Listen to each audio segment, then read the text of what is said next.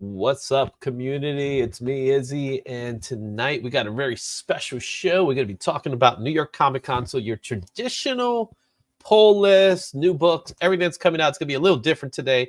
I have some people waiting in the background already. We're going to introduce them in a second. But, if you guys are part of the chat groups and everything like that, we did open up the chat group. So if you guys want to come hang out with us for a little bit, it's going to be like a community hangout today, talking about everything New York Comic Con, the panels, the screenings, the exclusives.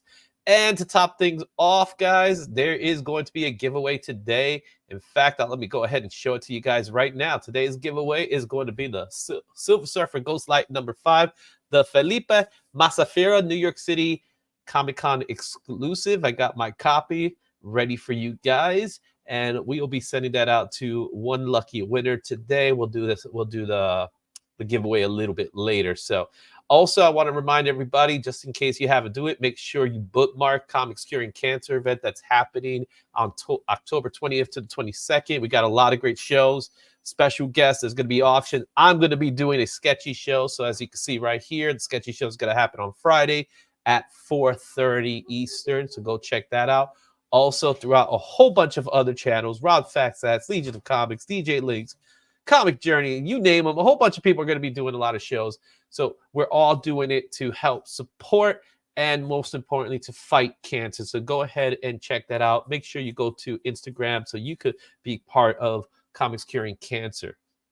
All right. Also, just to remind everybody, you do have the woods.live, comics, manga, and all that good stuff. You get 15% off promo code with the promo code Izzyverse NYC. And there you have it, guys. So before I introduce my Steam panel of people, which we'll have going on, just to let everybody know, I do believe Josh is on his way. He's still stuck in the woods from what I know, and he's not used to the 6 o'clock show. So we'll have Josh in a minute. But in the meantime, I don't know if I brought somebody that's equally as good as Josh, but you guys might know the guy. He's a good friend of the channel. We'll give him some love.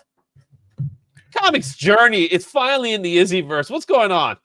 You're really comparing me to Smiley. I got the real Smiley right here. What's going on, CJ? Everything's good. You think you have enough promotions in the beginning of your videos? Do you think you have enough? I think you should have. You got to get those advertisement dollars in there. You know how it works. I think we should put 10 more minutes. I think 10 more minutes? Not enough. Yeah, 10 more minutes. Make everybody wait for another 10 minutes of promos. All right, so we'll put 10 more minutes. Let's get this started right there. You got it? You got 10 minutes of promos coming up at the request of Comics Journey. Oh, man, that's funny. Also, new to the channel as well, we got Kyle. What's going on, Kyle? Everybody. Hey, Kyle, how you doing, my man? Hey, Kyle. How are you? Great. Welcome to the channel, Kyle. We got a lot to talk about. We got so much to talk about. Like I said, if you guys want to join us, go ahead. If you guys are in the chat groups, then you can definitely join us. I put the link to StreamYard in there. So if you guys want to pop in and just say what's up or talk about the different types of exclusives, it's gonna be a big weekend. Big weekend. If you guys haven't noticed, I posted some videos up already. So because I was in Manhattan. So got a chance to walk a little bit around Javits Center for a little bit this morning, but I did get a chance to see some exclusives already. So CJ, what's your experience with Comic-Con, man? New York in particular, or are you talking about any Comic-Con? Nah, Comic-Con, New York. I mean, when you talk about Comic-Con, like real Comic-Cons, it's definitely it really comes down to two as the go-to destinations, and that's San Diego and New York. And I'll say something about New York. I think New York is the one that is a little bit more comic-driven than San Diego is. And one other thing that nobody focuses on, you make great connections through New York Comic-Con. If you're a good networker, if you know how to talk to people, you can make some really great connections and meet people in a different way that you could in any other Comic-Con. That people take you a little bit more seriously over there. Yeah, I've been Everybody wants to do doing business. Comic Con since day one, 2006, when the first one. Did you get a chance to go to the 2006 one? No, I actually used to go to the ones that from the 90s. Oh, when they used to. So yeah, I Well remember the before that. 90s one. Great Eastern Conventions. I remember those. Manhattan Center when they used to do them there. Remember those? Madison Square Garden. Uh-huh. I did those. I have a few of those programs. I actually posted a few of them there. Kyle, have you done any shows lately? Have you gone to any conventions? No. I Okay. want to, but You want?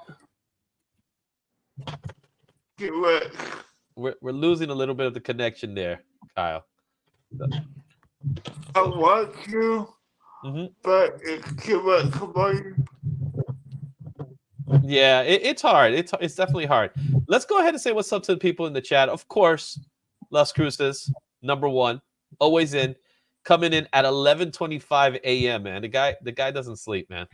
He decides I'm gonna wake up to make sure I'm the first one in line, and then he comes back at 3:57, and then he does it again at 5:30. But then not from New Mexico. Is New Mexico. Everything is about New Mexico with this guy. I'm from New Mexico. Thank you very much. I'm from New Mexico. Well, we're from New York. Yeah. Should we? I think from now on we should all just start our intros when we go into the chat. Say, "Hey, I'm from New York," and just leave it at that. It's already in my tag, man. I got Izzy versus NYC to let people know I am from New York. And well, I think we should make a point of writing it in a chat. Like, listen, hey, all you guys got it, man. Whenever you do your introduction, I'm from New York. Everybody has to do their introductions, right? So Beckerman, who's the next guy up, he's saying hi to you. Well, can you say hello to him for me too? Because I'm still on the ban list as far as saying hellos.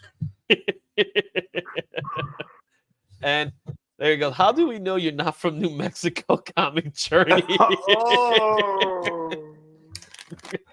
Yeah, I know. My New Mexico accent throws people off. Oh yeah, it's amazing. What does a New Mexico accent sound like? Confusing me. What does it sound like? I don't know what the hell a New Mexico person sounds like. What the hell does that kind of accent? What kind of, Anyway, we got DVH who is in the house. Evening, y'all. I said y'all. I know he said evening, y'all. So we got that. We got Phil's Treehouse. Well. So I guess he's well. Is he from Well? Is that a place? Or is DVH? Walla. I don't know. Well. All right. We got Nicholas. What's going on, Nicholas? Looking great. Yeah, I know. I look great. I always look great, man. That's how I am. That's how I roll. The fuck, I don't look great? Nice and red. Yeah, well, yeah. What about Kyle? He doesn't look great? What the fuck? Well, he's right here, man. Look at Kyle right there. This is gonna usually we don't have what is it? Explicit language in the show. CJ came in and we're screwed. I'm sorry. We're screwed today. I just did it. You just did it. You just threw it out, right? Can you say hi to Kyle for me too? What was that? Can you say hi to Kyle for me too? All right. CJ says hi, Kyle. There you go. All right. And we got circumstances. Yep, that's right. It's one of those. And yes, hashtag find Josh. We got to find Josh. Where is Josh? All right. Who else is going on? Seems like we got it aggressively relaxing. I'm streaming here. Oh, thank you. Yeah, I'm streaming here. Collecting with Dirts. Hello, my beautiful homies. He always starts his off with "Hello, my beautiful homies." Is that cool? Yeah, but he never gives salutations to the ugly people. It's kind of screwed up. Well, you know very well that everybody in this comic community is not a beautiful person. We got ugly people too. They deserve hellos too. Oh. CJ, you're never banned from saying hello to him. Well, tell that to your friend Marcus. To Marcus? Okay. All right. Let's see here. Marcus, I should be hopping in FOC tonight. Oh, look at that. And we got Scotty Vaughn is in the house. Now, unfortunately, he wasn't able to do his show today because he had an incident. So, unfortunately, Scotty's not going to be able to do his show, unfortunately. What happened to him? Well, I'll tell you later. He told us what happened, but it's not a good day for him, unfortunately. So, and apparently he's making sure that Marcus' show is tomorrow rather than today. But I don't know. Well, did Theo Vaughn find out? Did Theo Vaughn find out that Scotty Vaughn was stealing his act and freaking sue him? Is that why he's not doing it? Hey, all these things happen, man. Cease and desist. You know what I mean? I don't know. Maybe. Look at so Durst is saying even ugly ones are beautiful. CJ, liar. Okay, we got 80 guys saying hello to everyone. What's going on, 80 guys? All right, who else we got? Unbelievable beauty raises the average in our community so high that it works. All right, sounds good. And I think I made it to the end of the chat for now. That's something an ugly person would say. Oh, Scotty Ron is going to go for the show. Oh, good for you, Scotty. Good for you. Good for you. Fight the power. Fight the power. All right, guys. It's time to find out what's coming out. So, like everything else. Oh, no. DVH got the COVID. Oh, no. Oh, no. I bet you he got in one of those boxes he unboxes. Now he's going to have to lower his mask. Even Alex could get freaking COVID. You guys are ready to talk some exclusives or what? Sure, why not? All right, so let's do this.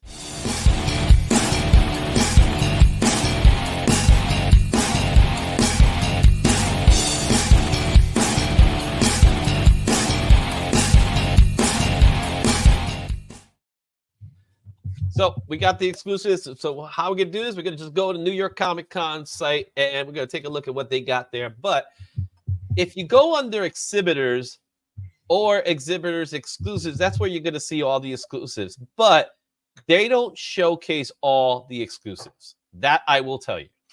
What some of them will show you as much as they can, and some are still holding out. So I'm going to start off with these guys over at Spectral Comics. Spectral Comics has a Batman 89 poster for a variant. How do you feel about these variants, CJ? I'm done. I'm You're done. done? But this is a nice variant. I don't give a shit, man. It's a freaking logo variant. How many are we gonna have? But it looks nice. I personally like these. Oh, it looks nice. They all look nice. How many are we gonna have? We're gonna have as many as they could come up with. In fact, these logo variants are gonna be part of the catalyst of what causes the downfall of all this exclusive rage. Get creative, people. Get creative.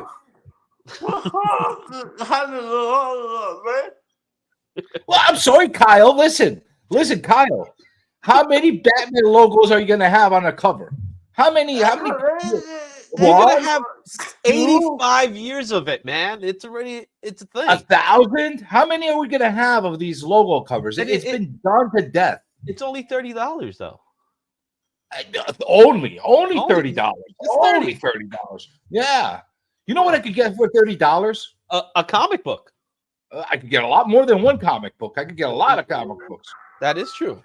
I could go over the Cats and get myself a good pastrami freaking sandwich. Yeah, that's $30. How about this one? How about the Long Halloween comic book with the movie poster of the Batman?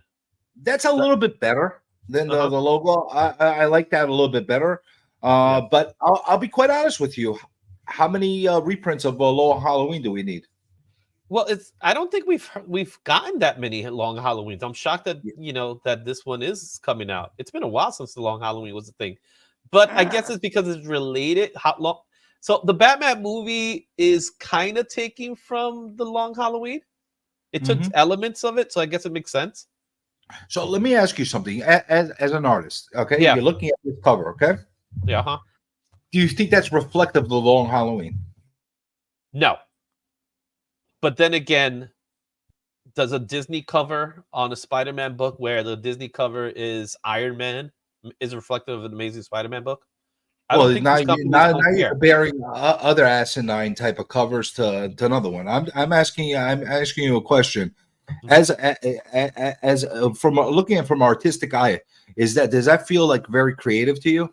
Oh no, that's just taking a poster and put it into a comic. That's normal. That's not creative at all. That's And if you it don't was have to pay. You don't have to pay an artist. and if it was a movie adaptation, I'd be cool with that. Mm-hmm.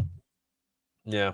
I'm not feeling like, you know what? If he took that and wiped out the background, that's the red hue, and put like a shadow or overlay of a jack-o'-lantern or something, or like something Halloween related, that'd be fucking cool. That freak. I'm sorry, the language. That'd be cool. Or how about taking out the red tint and making it orangey, because it's Halloween. Because it's a Halloween.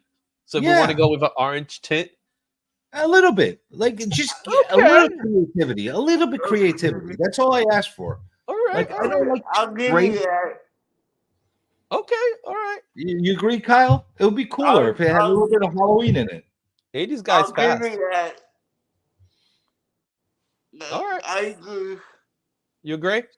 All right, so let's take a look. What else? You know, you want that foil of Berserker.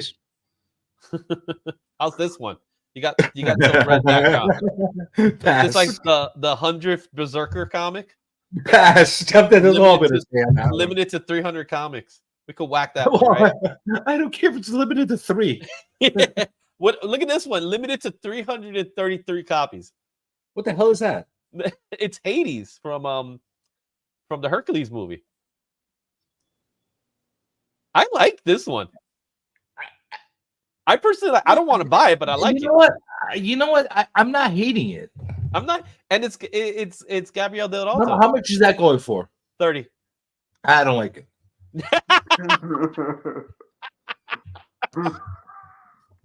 Most of these books are going for 30. I'll tell you. I don't care, man. Like, you gotta stimulate me. You gotta give me a reason why I want to pay $30 for a new printed comic. Yeah, and this is Hades. This is the Disney Dynamite cover comic. See, if that was one of the variants that were part of the number one, I'd buy it. I'd probably buy it. I think it's pretty cool for $4 or $5, whatever it is. Yeah, no, why not? For $30, $30 for limited 333 copies. I find that a little hard to believe that the printer made 333 copies. Just saying. Well, that's a little hard to believe. Honestly, that whole artificial production thing, we know a lot of ways that this goes. You know what I'm saying? I'm not a big fan of like the limited copies. Yeah. It's a lot of crap for me. You know what I'm saying? Unless you're doing metal copies, which you know that they're limited. Yeah. You know, how many are going to possibly do those? And the metal copies are like, I've seen as limited as 25, even less. Yeah, I mean, you know, you're looking at 25 copies at maximum that most people are going to be doing those metal copies. You know what I'm saying? Because they're expensive to produce. All right, so let's go ahead and take a look at another exclusive. So the Comics Corner, I've seen a lot of good stuff in the Comics Corner. Are you enjoying these so far? So far, there's some that I really like and some that I'm like some of you guys, I'm passing. Are they stimulating you? Like, are they making you like? No, I don't think a single issue will stimulate me. No, I want the wow factor. I haven't seen one yet. How's this medal? A Berserker 12 medal. Pass. $80. 50 copies. Double pass. Double pass. Hey, we got Kenneth Bird, what's going on, my homie? How you doing? Black Spider's here. He's also passing on some of these books. All right, so we got that one. And then we got the World Tree exclusive. So it's a set of 5 comics, all World Tree, $100. Okay. 20. That's what, $20 per book. All right, and it's limited to 150 copies. It's 1 through 3. It's 1 through 5. 5 comics. 5 comics. $20. You get the whole set. See, that's something that's interesting because you're getting an entire set of a book in a special variation. Yeah. I'm not sure. I don't think I probably passed on it. I think World Tree is a decent story and stuff like that, and there's something to it. But I think I'd pass on it because they've already done a ton of exclusives on World Tree already. And that's the thing that's killing. You know, the thing that's killing a lot of these exclusives for the Comic-Cons is the fact that there's already been about 50 exclusives done by stores or by individuals prior to going into the Comic-Con. So it kind of takes away the specialness of it. I agree. All right, so we got that one. This is one that is multiple vendors are going to have this one, and that's the Mandalorian Ahsoka cover. This is the blue variant, and yes, I said blue because there are multiple colors. This was going for 30. I don't know how I feel.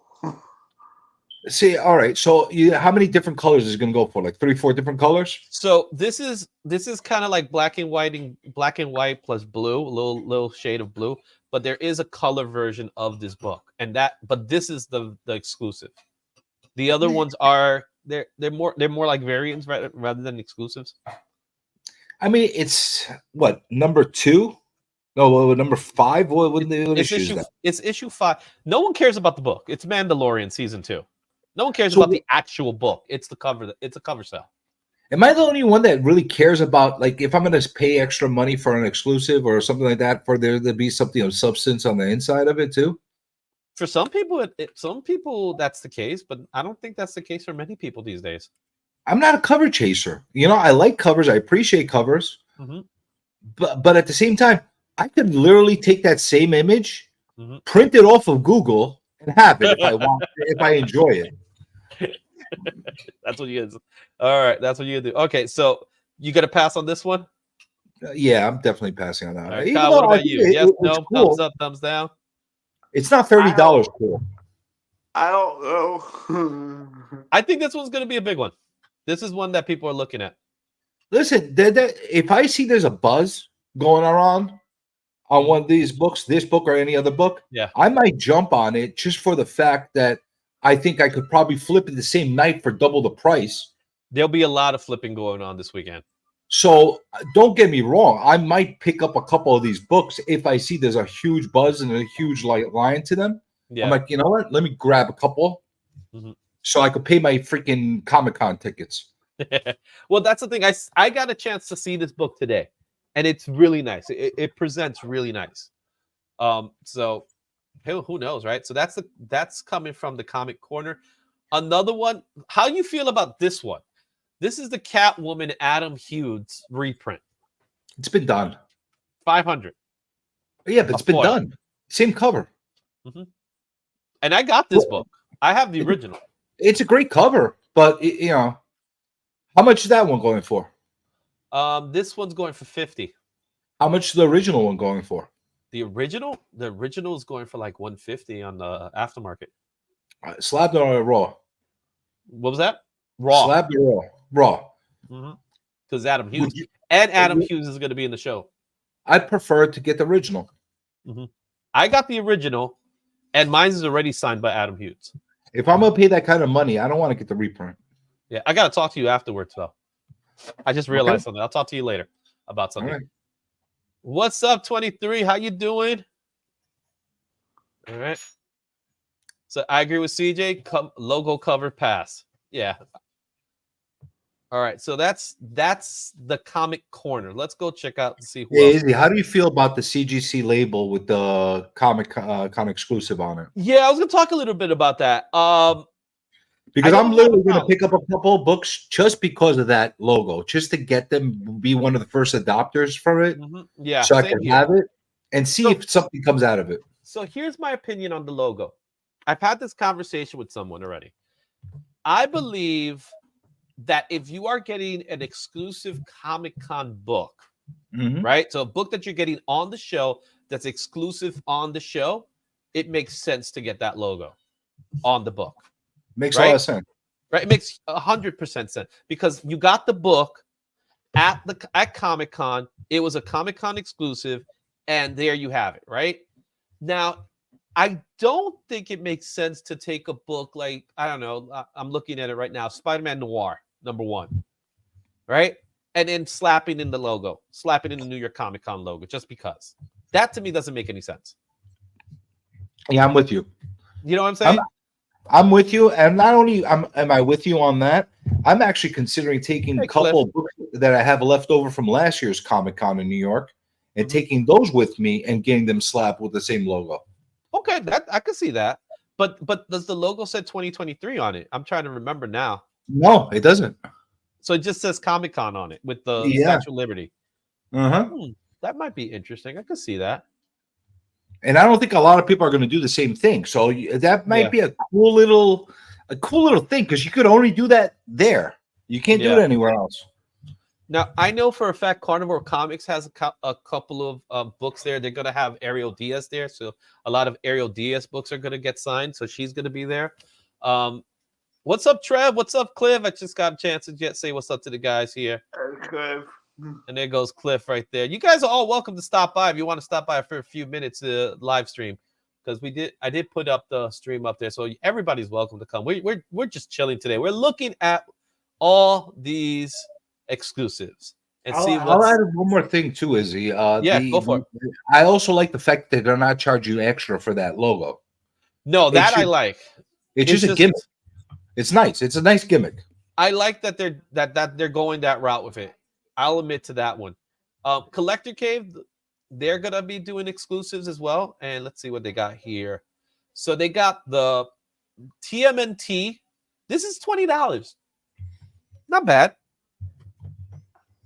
Not horrible. Yeah, it's not great. Right? $20. That's the 1984 reprint? It's 1984 reprint. Yeah. I would probably buy that. Yeah, for $20? Yeah, because I'm not a huge Turtle fan, but I do like that original Mirage run. Yeah. And anything that's Turtles 1's become one of these things that, it's a very collectible thing, regardless of what print you have. It's nice to have a Turtles 1 that's actually reprinting the Mirage run. Yeah. So I think I might actually that actually might be one that I actually buy. Mm-hmm. 2 copies. $20 is pretty good though. $20 is actually really great. I think I might buy 2 copies of that. Get one slabbed with the NYC logo on there, and have one raw. And I think I would do that. Mm-hmm. Yeah, I think that'd be cool. Little souvenir to have. That's why I consider these things souvenirs. The artist that did this cover is going to be at their booth, and he's going to also be doing remarks. If you're interested, even cooler. Right? Even cool. I don't mind that. Yeah. So that's Ooze Blast Raymond Gay. He's a new guy in the group. Let's see here. And then, okay, so tell me what you think about these.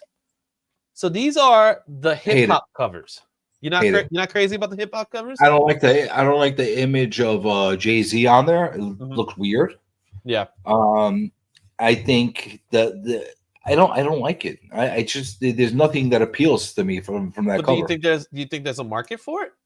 Yeah, there's definitely a market for it. Anything that has to do with any kind of musicians, celebrities, hip hop artists, all kinds of the different genres cross over. Yeah. You know what I'm saying? So you might not have only people that are interested in the comic itself. You might have people that are big Jay-Z fans that want it because they want to have it part of their. And here's the thing. If you are a big Jay-Z fan and you want to get something signed by Jay-Z, hey, here's something a book, right? Signed, right? Because it's got his freaking face on there. You know, it's something worth him signing, right? And they're going to be a couple. I know Collector Cave is going to have a couple of those books. Now here's another one. This one's going for $35, and that's the spot foil of Warrior. That's a nice rendering of Warrior. Mm-hmm. Like that a lot. Chantel Hanley, $35 though. Yeah, it's an expensive book. It is nice art that's on there. It's got the spot foil that's on there as well. Yeah, is it really worth $35? But at the same time, it does tug at some nostalgia for people. So you get the wrestling fans who'll be interested in it. Yeah, and here's a little piece of advice, Izzy. I'm going to tell you, I'm never going to do this again. I'm never telling people advance when I'm going to freaking Comic Cons. Because this reminds me, everybody and their freaking mother approach you and say, hey, since you're going, can you pick up this for me? Can you pick up this for me? Can you pick up this for me? And I got like 20 freaking people ask me to pick up shit for them. Like I'm going to sit there and bankroll their freaking comics ahead of time. That's who we are. And then I got to worry. And then I got to worry about them paying me back. And then I'm going to feel guilty and they're gonna make me feel guilty of not asking for my money back for it. It's a pain in the ass. So My rule of thumb for a show like this one of this magnitude is I don't have too much of a problem with it, but I cannot buy the book up front. I cannot buy it and be reimbursed. I'm sorry, I just can't. Because I myself want to buy a lot of things. I have a fixed budget for the show. By me purchasing something for somebody, I'm going to be utilizing my personal money to do that. And unfortunately, I don't expect them always to give it to me right up front. You know what I mean? So yeah, I rather say, you know what? If you want me to pick it up, give me the money for it, and then I'll pick it up. If I don't pick it up, I'll give you the money back. And I think that's just that's a good way of doing it. Because I'm with you. It becomes harder. It becomes harder. That's the other thing. Then you got to sit there and wait on lines for stuff that you might not even want for yourself. And that's the whole thing. There's certain things that I myself have to do it. What's your minute rule? So Black Fire is like, can you buy me a book in New York Comic Con? What's your minute rule on lines? How many minutes are you willing to wait on a line? It depends on the line. It depends on who it is and what it means to me. So what's your max? What's your max line like that you're willing to wait on? For someone like an Arthur Adams, I'll probably wait maybe 45 minutes. Oh, you're talking about artists themselves. I'm talking about for these variants. Oh, for these variants? Oh, I don't spend that long. Because I'm the guy that's there early. I'm there early. What I want to do with all these books, anything that I'm willing to buy for myself is going to be purchased on Thursday. So all these exclusives that I want from my personal collection, it's going to be purchased Thursday. There's still going to be lines on Thursday. Oh yeah. But I'm also. So how long are you willing to wait? Because last year I remember there were a few lines that were kind of ridiculous. I'll be honest. Last year I didn't wait that long, and I was on some good lines. I got on the Comic Mint line. I had big time collectibles. I had KRS. So 10 minutes. I didn't spend that much at all. Yeah, that's my rule. If 10 minutes, I'll wait. Anything more than that, get the hell out of here. And with us, because he's been found, the one and only Josh. What's going on, Josh? Look at him with the new look. Hello, Smiley. Still the same person. So, Josh, I'm introducing you to Comics Journey and Kyle. Hey, Comics Journey. Hey, Kyle. Hi. It's not Comics Journey. It's Comic Journey. One, singular. Comic Journey. We got Samuel who just showed up. What's going on? So here's the question of the day. Josh, how long are you willing to wait in the line for an exclusive? I mean, it depends how much someone wants to pay me. You know what I mean? Like, that's right. Hey, Roscoe, what's going on, my man? If you want to got Samuel in the house too? I'll wait in line. Yep. So how do I get that Ultimate Warrior? So Ernie wants to know how to get the Ultimate Warrior. So the Ultimate Warrior is going to be at the Collector Cave booth. It's going to be going for $35. It's limited to $125. So I'm assuming if you're going to get that, you got to get that quick. Limited to 125 or 125 pieces? It's 125 comics. Oh, I thought you said $125. That's why I was about to say. No. The book is $35. Yeah, I got to pick up a couple for people that ask for them for me. I might pick up one for myself for the hell of it. Yeah. Just because it tugs at my heartstrings as a kid. Yeah, Warrior was one of my guys too when I was a kid. Growing up, when I found out what kind of person he was, I was like, I try not to look at the personal. Yeah, I'm the same way. But there is some nostalgia with Ultimate Warrior, especially with this book. So it's done well. That's the other thing. The art is really nice on it. It's not absolutely like crappy art or digital art. So yeah. So this is a spot foil. So it's actually the logo that is the foil, which is where I would. You know what I would have liked? I would have liked it if the mask would have been the logo. I think that would have looked cool. What about the teeth? Like, give him a grill. Give him a grill. How nuts would that look? If they gave him a grill, it would look nuts. All right, and now we got the Nudie books that are popping up too. So the Jessica Rabbit homaging Spider-Man. I personally don't care for these types of books. You know what? Me neither. And the other thing is, I had people ask me to pick some stuff like this up for them. I'm like, dude, I don't want to go wait online to get Nudie Books. And people around me that know me, like, oh, you freaking pervert, you're going and getting all the Nudie Books. I don't want that. You know, I don't like those in my collection, to be honest with you. And some of them are fun just to, like, as goofs, just to have them. But you know, this was limited to 50 copies. Pass for me. That's a pass for you, Kyle? I'm sure that one's going to go for some decent money in the aftermarket, because there's going to be you have no idea the level of money perverts are willing to pay for these kind of comics. Yeah, what do you think? What do you say, Josh? Oh, I agree. There's a niche but very lucrative market for these. So yeah, you won't find these in my collection either. No, you won't find any of these in my collection. All right. Moving on to the next set of books here. So, all right, Roscoe, it's for you. Teenage Mutant Ninja Turtles Halloween Special. This is also a Raymond Gay exclusive. $20. $1,000. This was nice because this is actually a book. Is that like a homage to the cover for something? For I'm a movie? not 100% sure. It doesn't say homage on it. Yeah, but it's giving me like some kind of movie poster vibe to it. I don't know, but I like it. For $20, it doesn't sound that. It's not horrible. I like the other one better, to be quite honest with you. The first one that you showed that they did. Roscoe got it. Not bad though. 1,000 copies is not bad. Are there any? So AR is asking, are there any turtles going full frontal though? Do we really want that? If you're willing to pay more. If you're willing to pay more. Well, you could get your a one of one exclusive, right? Drawn by somebody. Yeah, absolutely. There you go. All right. You're willing to pay enough. You can get Art Adams or Alex Ross to draw you a nice full frontal turtle. Yeah. So here is the other Downtown Hip Hop #5 Chromebook. This is featuring the Wu-Tang Clan. I know you don't like it, but Josh, Kyle, what's your thoughts on the hip hop covers? There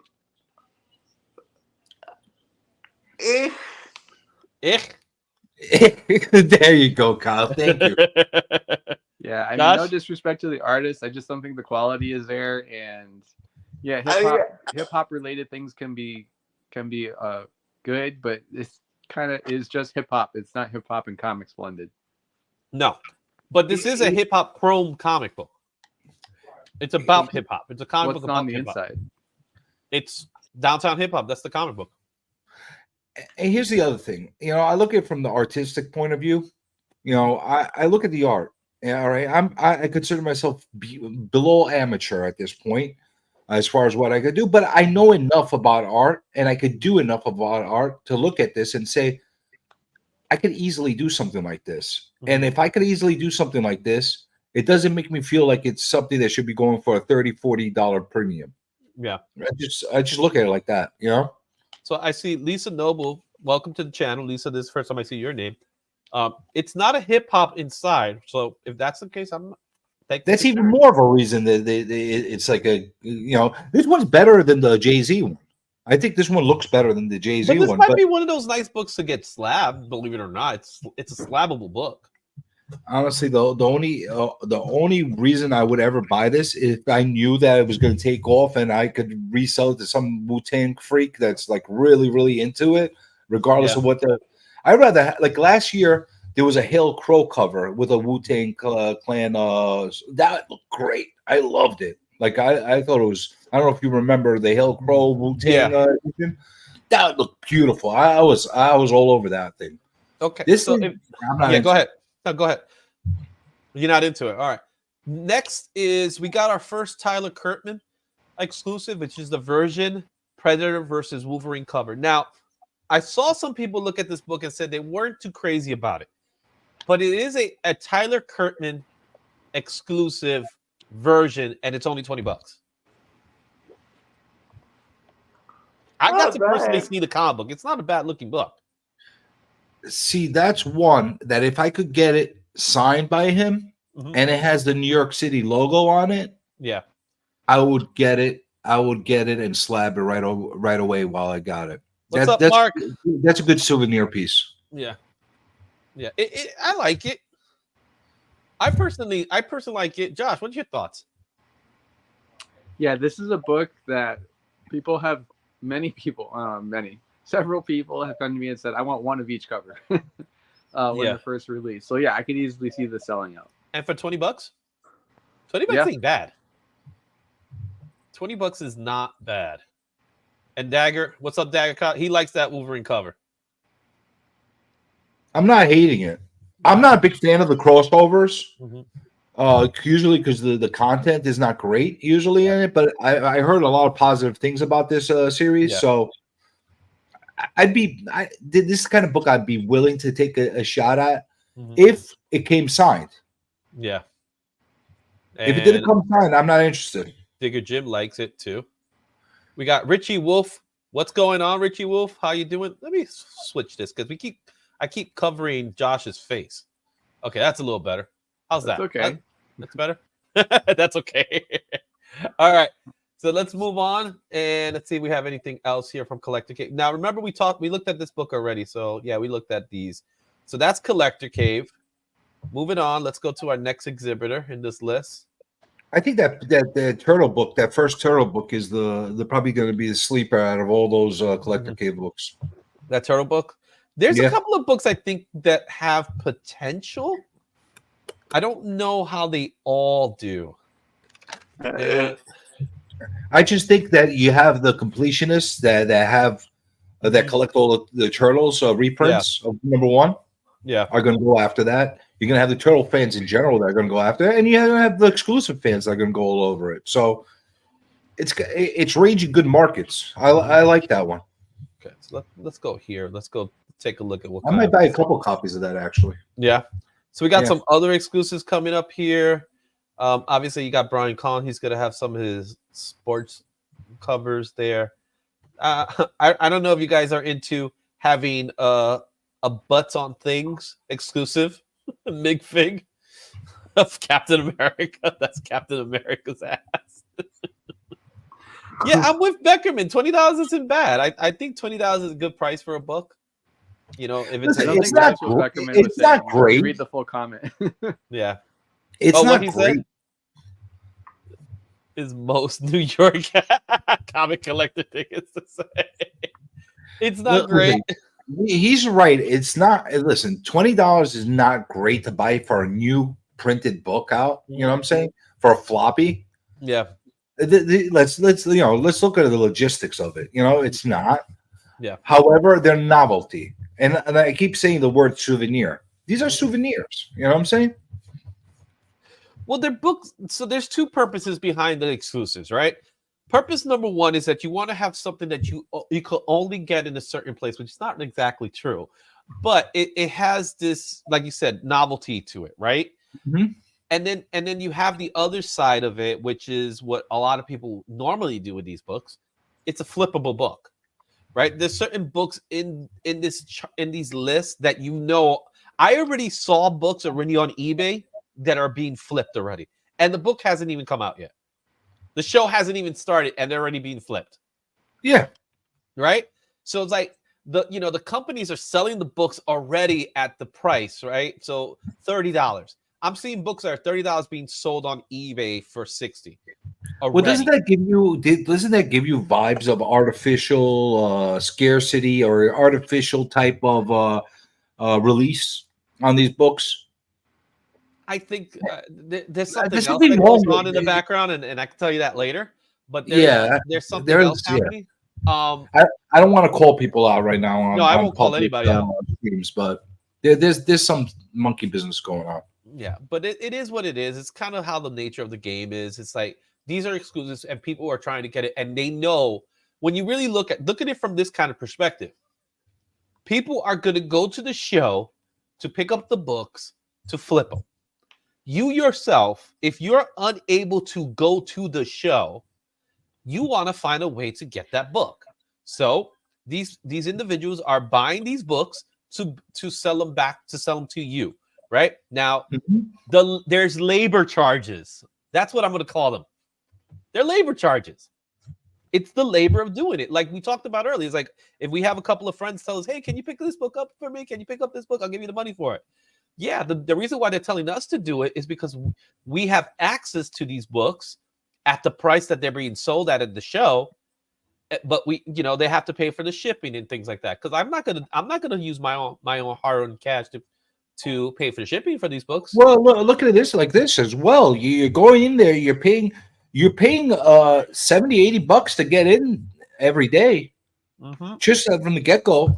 Yeah. Like It's just the because labor. you're paying it for yourself, doesn't mean that all right, why should I pay when you're going there? It's that mentality. I agree. My Right? time is worth more than the money itself, to be quite honest with you. Mm-hmm. Now here we got a book that I think is going to be one of those books, and I think Will Jack is just one of those artists right now that he's an up and coming artist that people really like. He's also controversial. Yes, the butts. No, the type of art he's doing. Well, that's a little bit of that. But Josh, tell me about Will Jack's art in general and how popular it's becoming. Yeah, well, I think what Comic Journey is alluding to, he draws the same character or the same face every time, similar to some other artists that we know. But we see that it's popular and people want this stuff for whatever reason. So I think this is going to sell out. And it's a $40 foil though, $40. But you do have Will Jack present to sign it off. So basically, the going rate is $15 for a trade dress, $30 for a version, $40 for a foil. That's kind of like your baseline for these types of books. Mm-hmm. Yeah. Mm-hmm. So let me ask you: does to you personally, does it make that much of a difference if there's a trade dress or if there's no trade dress on the cover? It depends on how the book looks and how it presents. It really does. It's this book here. A trade dress will mess it up. Well, it depends if it's a minimal or if it's a full blown for trade dress, right? Well, the ones that like the DC covers that they have the little miniature trade dress, that's not going to affect it that much. But a full blown trade dress, what's going to end up happening is they're going to cut off the image or they're going to shrink the image. Yeah, and that's what's going to happen. And that's why people like the Virgins, because they get the full art. However, there are some that it doesn't affect the artwork at all. You know what I mean? Especially a lot of those Spider-Man covers. What's up, Chris? Chris, the comic vet. Tate Prime's also in the house. What's up? Right? A lot of those Spider-Man covers, they always leave space on top for the trade dress. Yeah, exactly. So let me see what East Side's Collectibles has. So here we go. All right, your favorite artist, John Jang. You really want to get into that? I know. Okay, this is one of those books. Okay, my personal preference. I like John Jang's art. I really, really do. I don't have a problem with his art. I don't like this one. There's something about this one I don't like. Well, it looks a lot like stuff he's done previously. It's very cut and paste. Mm-hmm. I don't have a problem with his art. Let's be clear about that. I think he's got some talent, and I think he has a very unique style to the way he draws and does his work. I agree to that. I just don't like his business practices. Mm-hmm. Yeah. There's a difference. Norm Rad, what's going on, my man? Who's the new guy on the bottom? That's Smiley. That's Smiley. All right, so this one's going for $30. Not bad. $30 Virgin variant. All right, so then we got the homage. I like this one because we haven't had enough of those, right? I know, but I'm a personal fan of the black costume. I love the black symbiote costume. Spider-Man's version. How much is that one going for? $30 as well. All right, that's the better buy out of the two so far. All right, Josh, which one you going for? The Miles or the symbiote Spider-Man? Probably this homage. I mean, we can sit here and talk about all we want. It's just a fact. People will buy the same homage over and over and over again. So I think this. Well, you have people that collect the homages. Like they actually have a full blown collection of these type of homages. So, just like Cliff says, he likes homages, but good Lord, this has been done to death. And it's gonna be done even more. Yeah, it's not gonna end. It's not gonna end. Mm-hmm. All right. So we looked at those. Here's the other. Well, this is the same Miles. I think it's the same thing. Yeah, that's what Eastside Collectibles has. Eastside Comics. So, can he draw something else? Like I feel like he keeps doing Spider-Man over and over and over, again. That's what people are asking for. They all like fireworks, dude. See, so I say 1 in 4 Jane covers similar to Peach. Yeah, and I think that's the thing. I think we're seeing a lot of cut and paste with him. Yeah, he's also going to voyage into that Peach, Momoko, and Scotty Young territory where he gets played out. Well, he's putting out too much stuff that's very similar over and over again. And at one point or another, he's not going to be the flavor of the month anymore. But I don't think Scotty Young's that way. He was at one point. Scotty Young is very, his style is very different.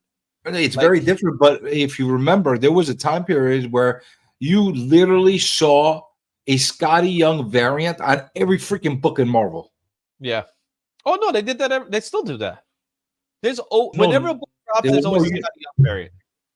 They overkilled it. The same thing they did with Peach Momoko. That's the reason it turned me off. I'm like, I'm seeing it over and over again. It's not special anymore. Yeah, there's nothing. The whole point of that kind of art style is to keep it special. Talking about special, how about Nathan Zersey covers? I like Zersey. You like Zersey? You like the tattoo covers? I don't think Zersey's bad. I'm gonna have to zoom in this one for a little bit here so we can see it a little better. What do you guys think about this one? It goes a little different on what he's doing.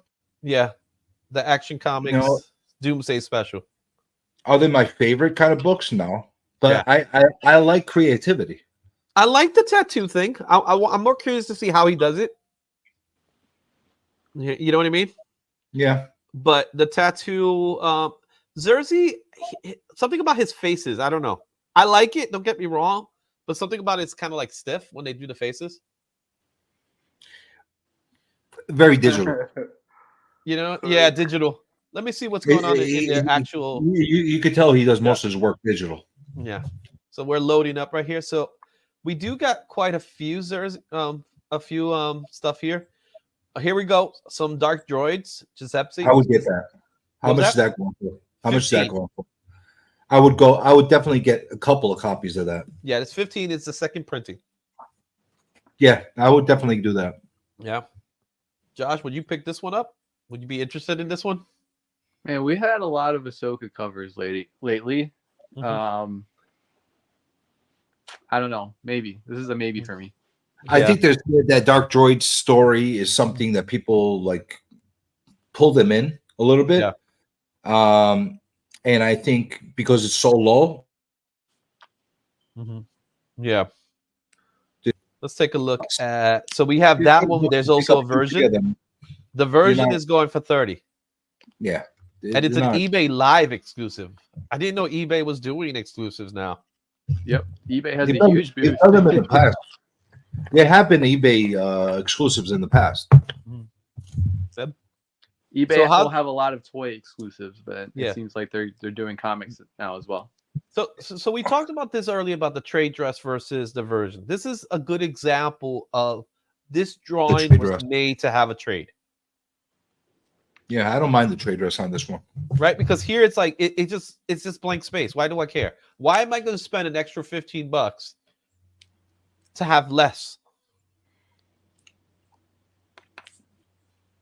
You know what I mean? Yeah, mm-hmm. Agree. Thank you, Kyle. Now we have here the Amazing Spider-Man 32. There's by the way, there's a lot of Amazing Spider-Man 32s. And when I say a lot, I mean a lot. This is a foil Gwen cover.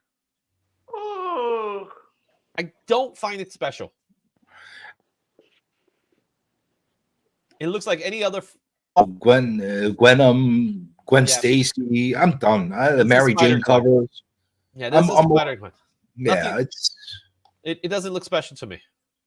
And let me ask you: Is she even in the book? I don't know. No. That's another pet peeve of mine. Oh yeah, when they're not in the book. I don't like artwork of a character that's not even in the book.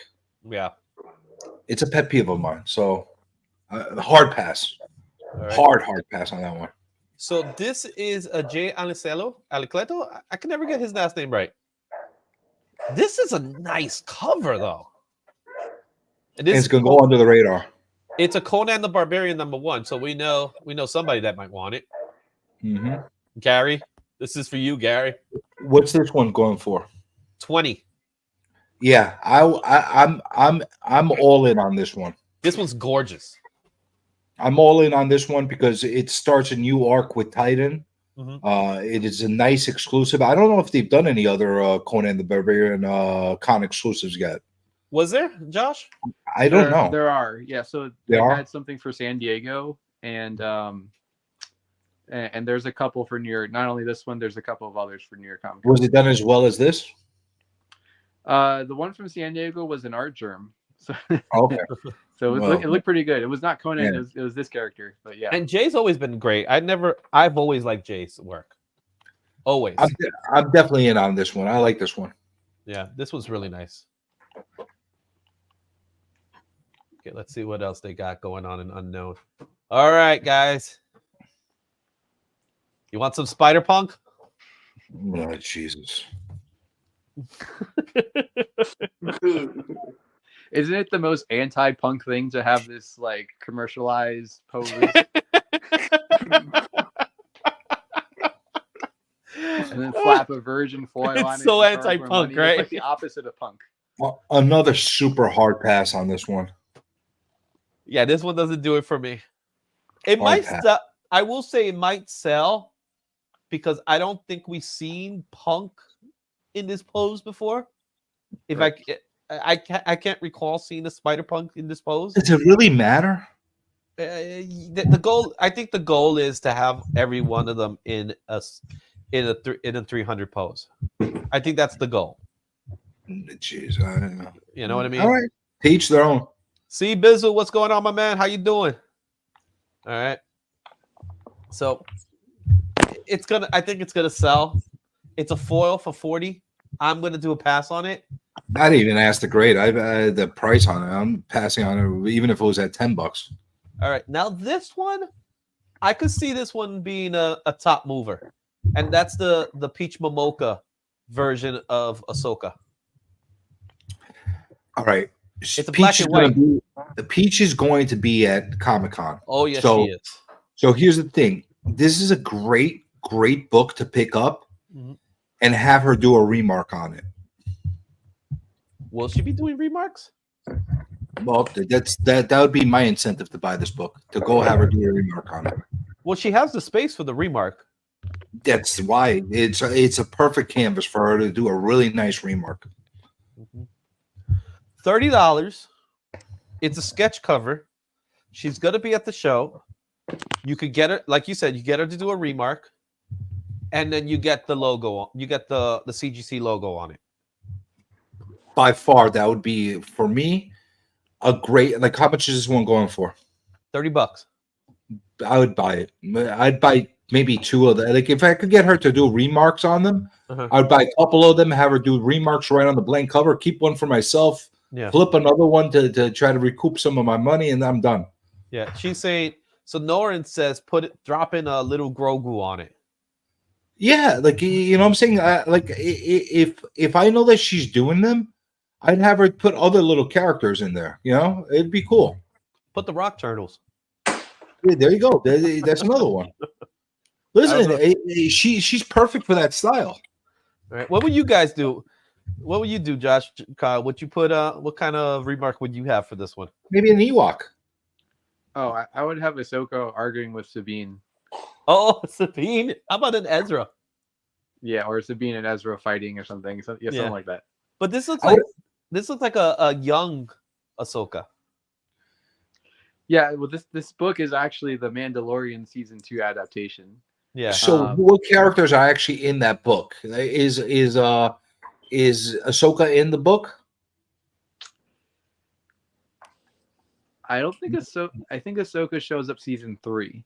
So all right. So Baby Yoda is definitely in the book. So that's a character I would definitely have her do in there. You could even have her draw Mando. Yeah, maybe one with Mando, one with Baby Yoda, and Yeah, but this is a nice one. I like this. If I realize that Ahsoka's in there, maybe have her do an Ahsoka. I would definitely do that. That one's well worth it for me because of the way it's laid out and to be able to maximize how well it could present. Mm-hmm. That's a great book. That is a perfect candidate for me as far as getting the whole con experience. You go and get that copy.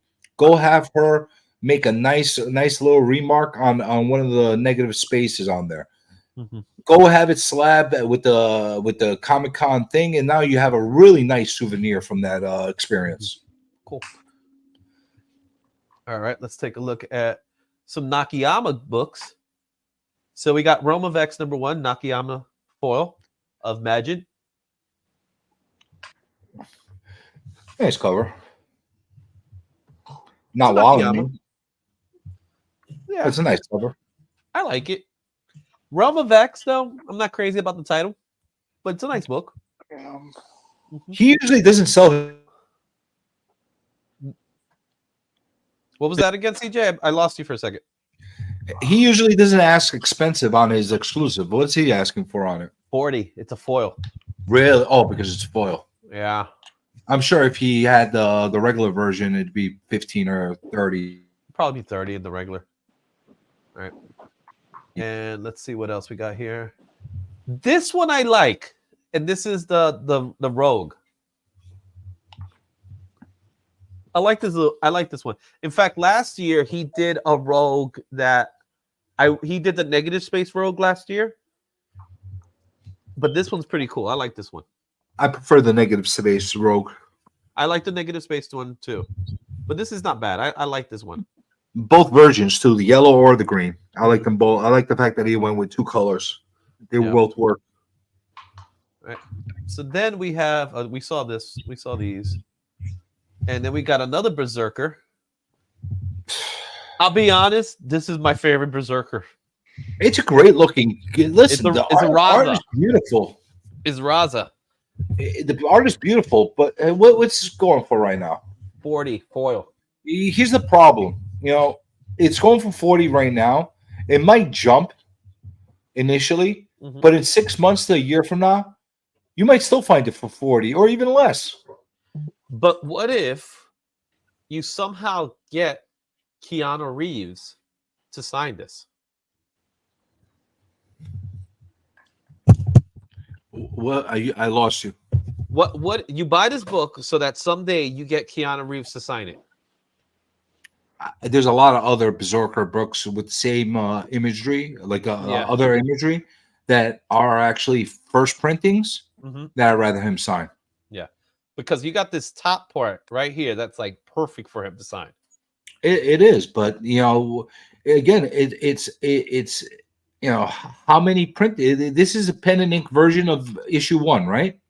Yeah, this pen and ink version, Raza cover. It doesn't say anything about how many were printed.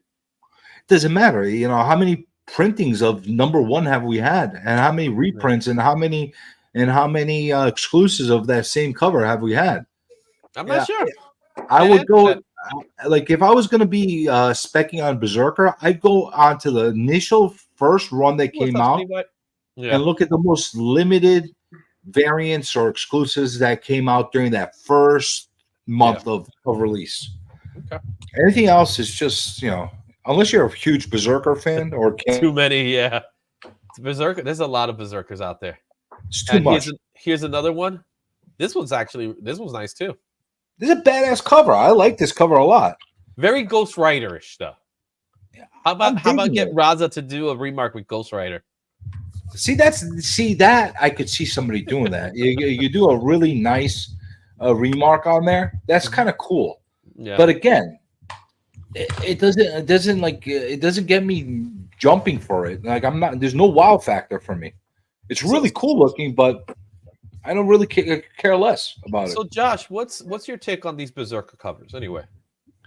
I think if you're buying Berserker right now, you're hoping that it actually comes out on Netflix and becomes the next John Wick. And if you think that's going to happen, you should keep buying Berserker. Now this is a Hungyuk, an Inhyuk. I can never say his name. Inhyuk Lee cover. This is a violent cover. I'm digging that cover. Actually, it gives me Simon Beasley vibes. Look at the eyeball. There's an eyeball in the air. I am really digging that cover. I'm digging it. Yeah. Yeah, I like it. You like it? Yeah, I'm digging that. I'm digging that cover a lot. Out of all the Berserker covers you showed me right now, that's probably the most creative one. All right. Talking about creativity. What do you think about this one? I wouldn't call this creative. Really creative. Well, that's why I was being a little, condescending, of course. Yeah. Why don't you just rename it Only Fans with Clothes? Everybody knows this picture. It's not bad. It's not bad. It's cool. You know? It's not that it's different. We've seen this 100 times over, but with Power Girl, I don't know if we've ever seen it with Power Girl. Did we need to see it with Power Girl? You know, someone wanted to do it, and someone did it. There you go. So this could be a seller. It's a $40 foil though. Listen, the porno covers are going to sell. Mm-hmm. They're all going to sell. You know, whether I don't know if they're going to make a new naughty or nice. No, this is not going to be a naughty and nice. This is not going to be a naughty and nice book. All these like sexy covers, they're going to sell because I'm telling you, there's a big group of the deviants that love this shit. Deviants. So. Okay, now this one I might pick up. The Invincible Iron Man 10, the Emma Frost wedding picture. This is by far my favorite wedding picture I've seen so far. I'm going to zoom this in a little bit more so we can see it a little better. There's a niche. There's a niche group that actually loves collecting wedding covers. So yeah, this is a nice wedding cover. It's not horrible. I like it. I like it. It's pretty good. It's in the story as well. And it's part of the story. Yeah, exactly.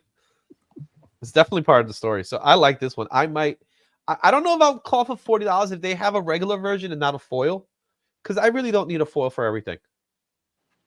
I'm going to do everything I can to avoid anything foil. Yeah. If there's versions of something I really want that's not foil, I'm picking it up. Yeah. So if I see this one without not a foil version, I will pick it up. Well, how about it, Kyle? All right, Kyle. Thanks for stopping by. What happened, Kyle? We bored you to death. Have a good one. You too. Take it easy, Kyle. All right, Negaduck. Yeah, jeez. $20. Pass. Josh? I mean, people like Negaduck. I know one guy, he begs me to get I know somebody who got Negaduck. Just pass. On me for its pass. Like, it's not a bad looking picture, though. It's really It's great. It's great. How many covers do you think they're going to have of Megaduck? What's the age cutoff for people to know who Negaduck is? Like, if you're... It's niche as they come when it comes to these characters. Yeah. You know what I mean? It's as niche as it gets. Yeah, but you know what? When everything is said and done, there's going to be a million covers of it. Yeah. All right, back to another Nathan's jersey. This is the Power Girl tattoo. I think these books sell because there's gonna be collectors that want to have multiples, right? They want to have all the tattoo covers. So you're definitely right about that. Yeah. You're definitely right about that. There's Zerdy collectors, there's Power Girl collectors, there's sexy cover collectors. Mm-hmm. Yeah. And you have exclusive Comic-Con collectors. So it's going to sell out. It's definitely going to be a very good seller. That's not my, $40. No. Even for a flip, I don't see there's going to be a lot of growth unless you're like really good on flipping it really fast. That's a cool looking cover, by the way. This is a Vampire Dead Flowers. This is the Anazole Blood Splatters version. It's a $20 version. That is a really cool looking cover. It's great. The colors are amazing on this book. I don't think it's going to sell out, but it's colored by Nathan Zersey. So this is kind of a Zerdy, but it's not. Here's the thing: Vampirella is another. It's a group of people that really collect a lot of Vampirella, and actually, Vampirella is not a horrible story and character to follow, but it's just she's been so overdone. Yeah, that I think there's just been Vampirella overload over the years in the cons. Yeah, I agree. This was nice. I actually really liked it. I dig this but one. I think I'm going to pass on this one. Yeah, you going to pass on it? How about the Red Sonja cover? Pass. Yeah, her face looks off. Pass. Hard pass. Yeah. Josh, thoughts? I think it's okay. Yeah. Right. I think if this was a regular cover, I'd see people buying it, but at the premium price, move. Yeah. All right. So the thing I use as a rule of thumb, unless it's a #1 or a reprint of a key issue, not interested. All right. So now we got our Something's Killing the Children.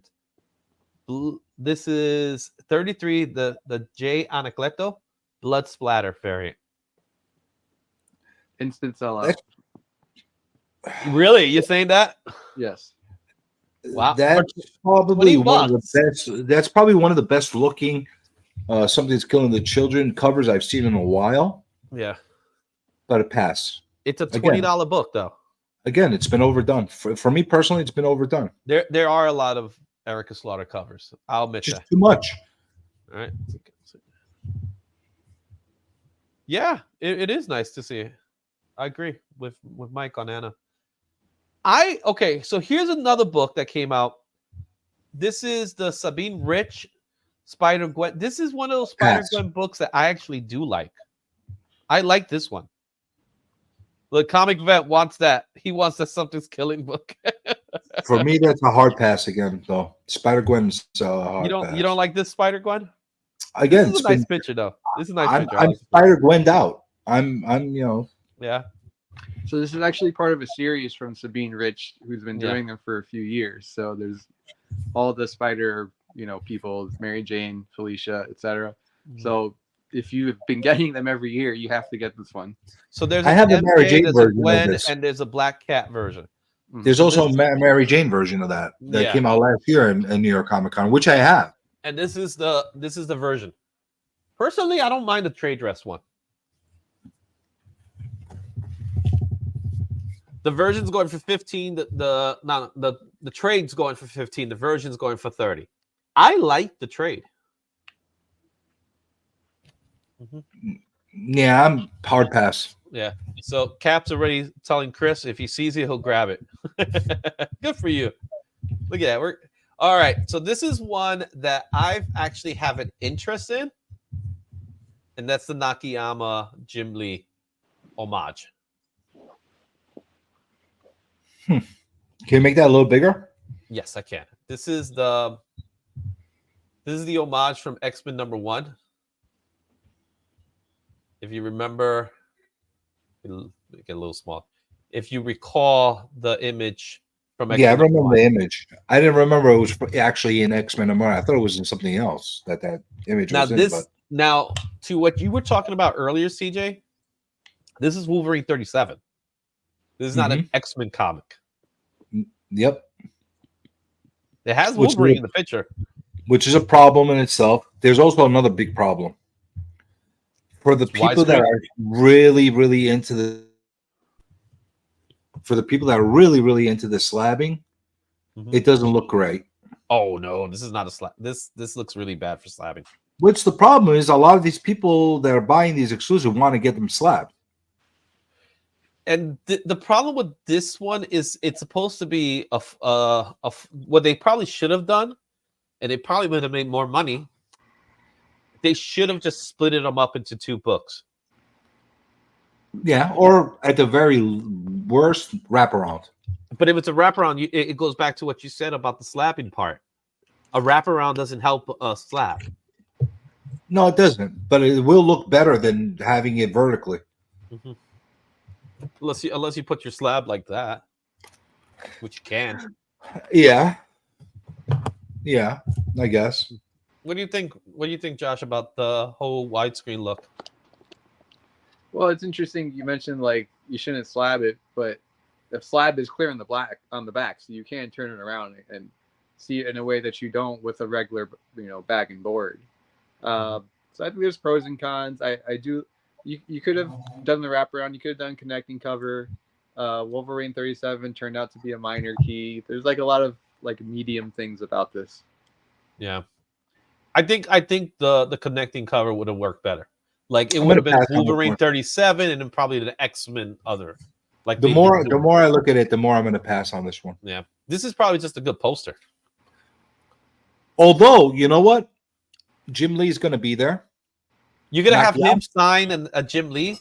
Nakayama's going to be there. Yeah. If you could somehow pull off getting Jim Lee and Nakayama to do a remark on that, that'd be interesting. Okay. Well, Jim Lee is not going to do remarks. I can tell you that much right now. I thought he was doing packages for limited remarks. He's doing the packages, and the packages are expensive. Yep. We got some more Nakayama goodness, and that is the Wonder Woman #1. This is the Toga version. Not bad, not bad. I've seen better. It's all right, but it's not. It's actually not the first Wonder Woman #1 that Nakayama's done.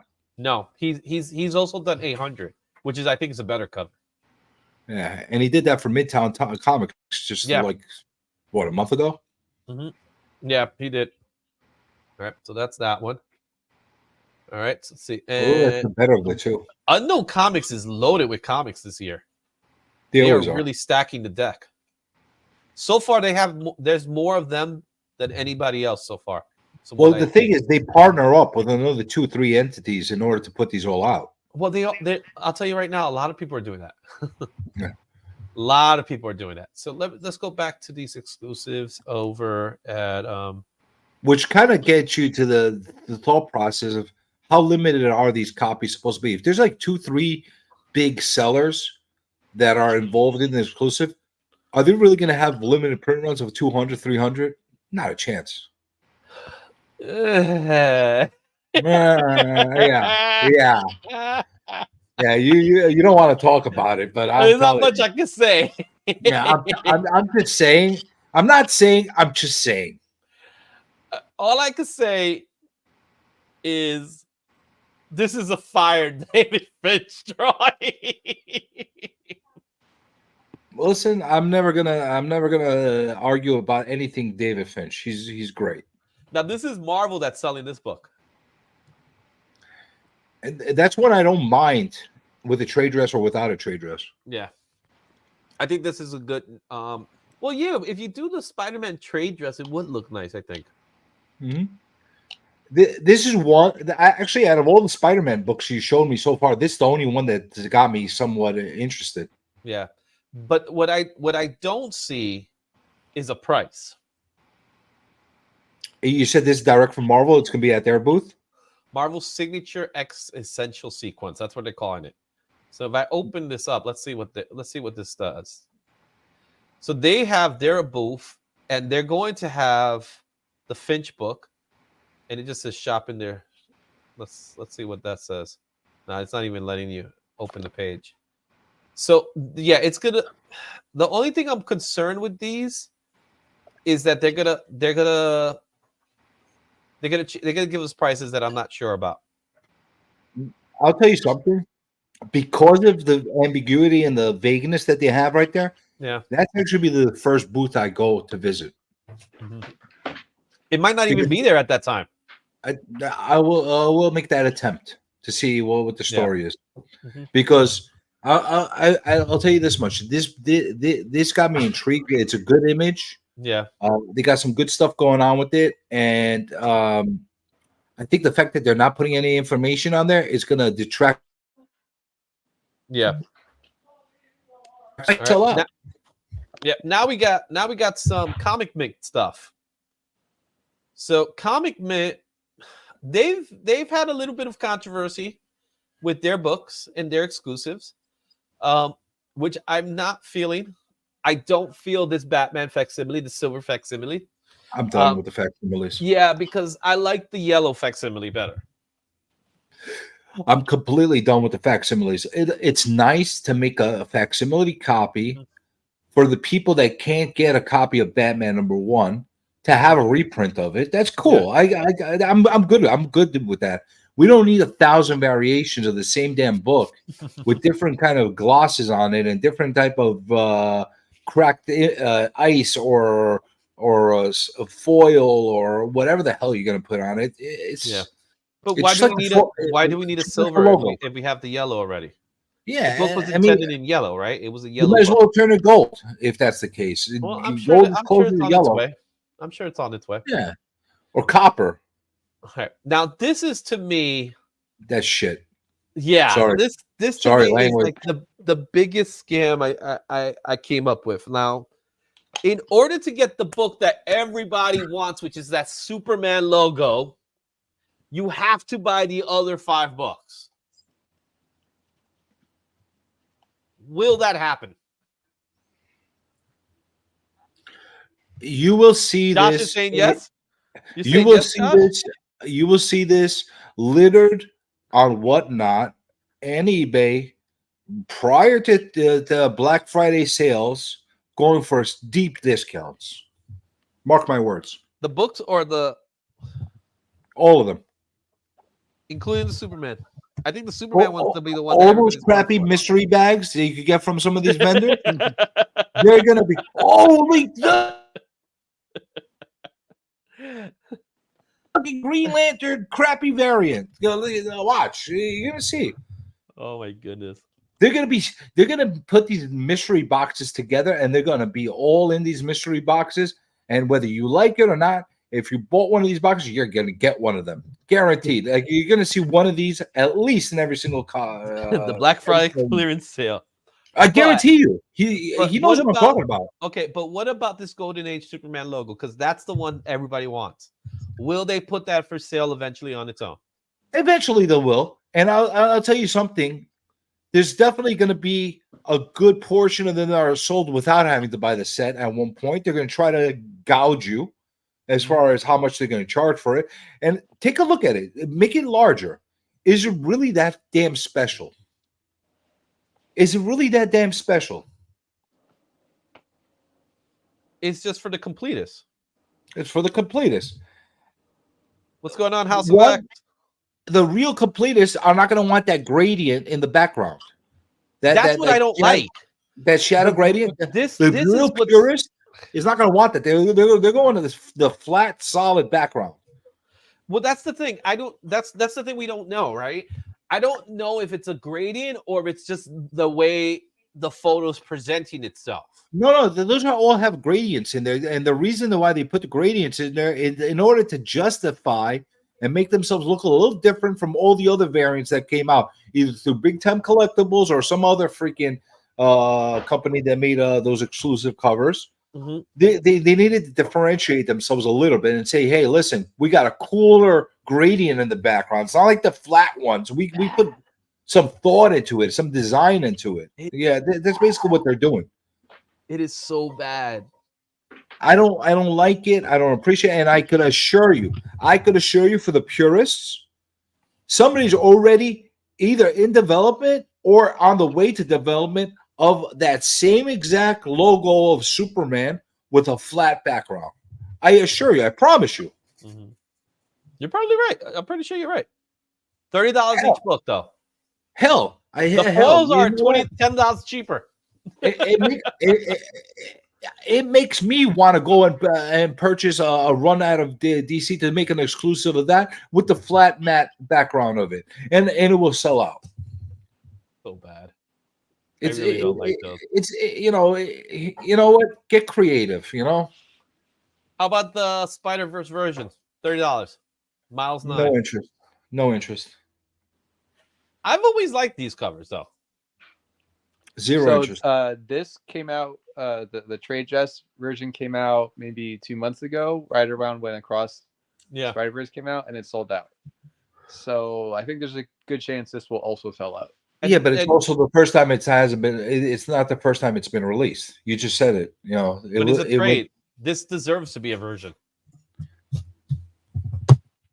Yeah, I think there's people that didn't get a trade because it sold out, and so they're gonna chase the version. No interest. Yeah, I like it. I personally like it. It's nice. This is a great book to get slabbed, though. I also think there's nobody else that's really doing art like this right now. That it is nice, but joining us at the look at who's in the house. It's the comic van. What's up, Chris? What's going on? I gotta admit, like I'm not very. It doesn't happen often where CJ and I see the same way, but my man's been dropping some facts tonight, so I got to come on here and just say, brother, like this is one of those moments where we're on the same wavelength. Well, you're finally understanding my genius. Oh wow, I like it, but I don't like $30. See, now you took it too far, but okay. $30 for a version variant. When most of the version variants are going for 20 these days. You know what the problem is? I'll tell you something what the problem is. A lot of people, they try to hold back on saying anything on a lot of these exclusives. One, not to burn bridges with some of these companies, stores that are doing them, online guys that are doing it, vendors that are doing them. And sometimes it's because they intend of making exclusives themselves at one time, and they don't want to get shit on for the same reasons. How about the Just Go? I'll be honest with you. All you got to do is be creative. Be creative. Give us something a little bit creative, a little bit original, a little bit cool, and I think those will actually sell a lot quicker. Yeah. Mm-hmm. What about these Just Goes? I'm going to pass on these. Listen, I got the one from last year with Spider-Man. You don't need the one with Miles? I don't. Mm-hmm. And I don't need the one with Goblin. It seems like he's just recycling the same pose. It is. It's the same pose. Yeah, I get the greats often homage themselves, but it's tired to me. Mm-hmm. It's like the ASM 300 you had up earlier. Mm-hmm. Like, oh, that's nice, but it's tired. Okay, now it's shattered. Well, that's tired too. That's been played out. Mm-hmm. I think CJ is right. Give us stuff that's somewhat original, and all of a sudden it's, like, oh my goodness, I gotta have it. Like the Finch Spider-Man from earlier that you were showing, Izzy. It's like that's something we haven't necessarily seen. It's really good. Yeah, we haven't seen that before, and all of a sudden it's like, oh, that's really nice. I think I may try and hunt that down. Yeah, and making it shiny. Yeah, and putting chrome on it. I like the Goblin. The Goblin one I like. I don't think I won't cough up $30 for it, but I like the Goblin one just to put it side by side with Spidey. Like, because the way they're doing it, that they're opposites, right? It's a reflection rather than a copy. You know what I'm saying? Do you have the Spider-Man from last year? I do have the Spider-Man from last year. Then I could see justifying getting the Goblin and putting them side to side the way you said it. Put them face to face, right? Have them next to each other. That's the only way I will make it look good. But I don't feel like paying $30 when there's other books that I'd rather get. You know what I mean? At the end of the day, I know where this book is going to end up afterwards. You know what I mean? It's like, it's $30 today, $20 tomorrow, $15 the next day. That Spider-Man from last year is actually one of the ones I'm actually considering bringing back with me to the con. Mm-hmm. But Izzy, let me ask you this, because you mentioned that you like the Goblin. Is it just because it doesn't have a plain white background and there's a little bit of coloring around his hand where he's it's not the drawing in itself, even though I do like the drawing and the fact that he's doing the Michelangelo painting with the Spider-Man logo, but I like it because it is a reflection of the other one. I'll tell you something. It's not the colors; it's just the reflection. I'll tell you something. That blue background is actually taking away from it for me. I wish they had I wish they continued with the white background theme. I'm pretty sure there is a white background theme somewhere. Because that would connect, like putting them next to each other the way you said would have made a lot more sense to have both white backgrounds. Yeah. Even here, it's kind of like off. It's just off-putting, right? It's like doesn't work together. The only thing I like about it, would be the Goblin, just because it has a little bit of that flavor of the 60s Spider-Man cartoon. Yeah, the Goblin looks great. I like the way it looks. Like the whole thing as a whole, I love it. You know. Anything from you, Josh? Oh, we just lost Josh. Yeah. I think he had to go. It does look Juiceco though, the Goblin. The Miles, not so much. Yeah. I'm not getting that Juiceco vibe as much as I am from the Goblin. What about the Will Jack vibe? No interest. Listen, Chris, what do you think? What's your thoughts on the Will Jack covers? I'll be honest. The scantily clad women and stuff, that's never really been my flavor. I just there are some Power Girl covers I thought that were really done well this year. As you know, Power Girl just had a brand new #1, and then she had a special a few months ago. But I like the action type of covers, like the Something Is Killing the Children, like those strong type of female characters. Now, the Harley looks pretty good. I like the Harley a lot. Yeah, the Harley I think looks really good, but the Power Girl here, like, I don't know. Maybe it's just the older I am, I'm like, it's swimsuit issue. It's the swimsuit issue. I'm really with you, Chris. You know what? I'm sick and tired of posing covers. Sick and tired of posing. All we get is covers of people posing. If we wanted people posing, we get a photograph of somebody posing. Put an action sequence in there. Put something cool in there. And as far as these covers are concerned, yes, they are drawn nicely. They are drawn, but what are they going to and targeting towards? So they're to the people that are into the sexy covers. You know what? I got Pornhub. I don't need freaking. I seriously. Do I really need that?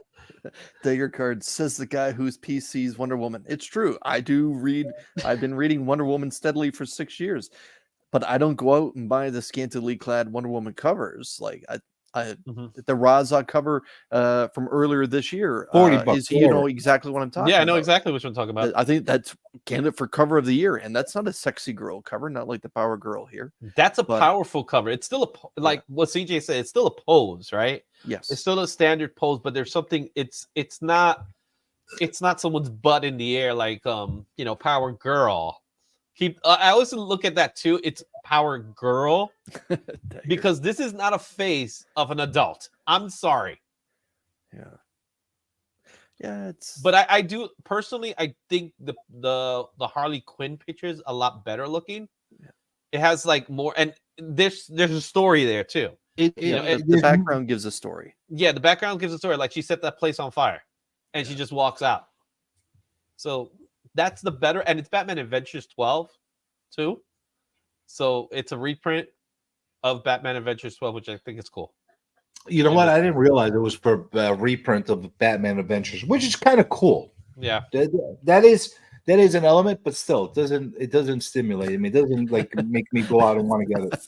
That's right. Well, wait till we get to that one, right?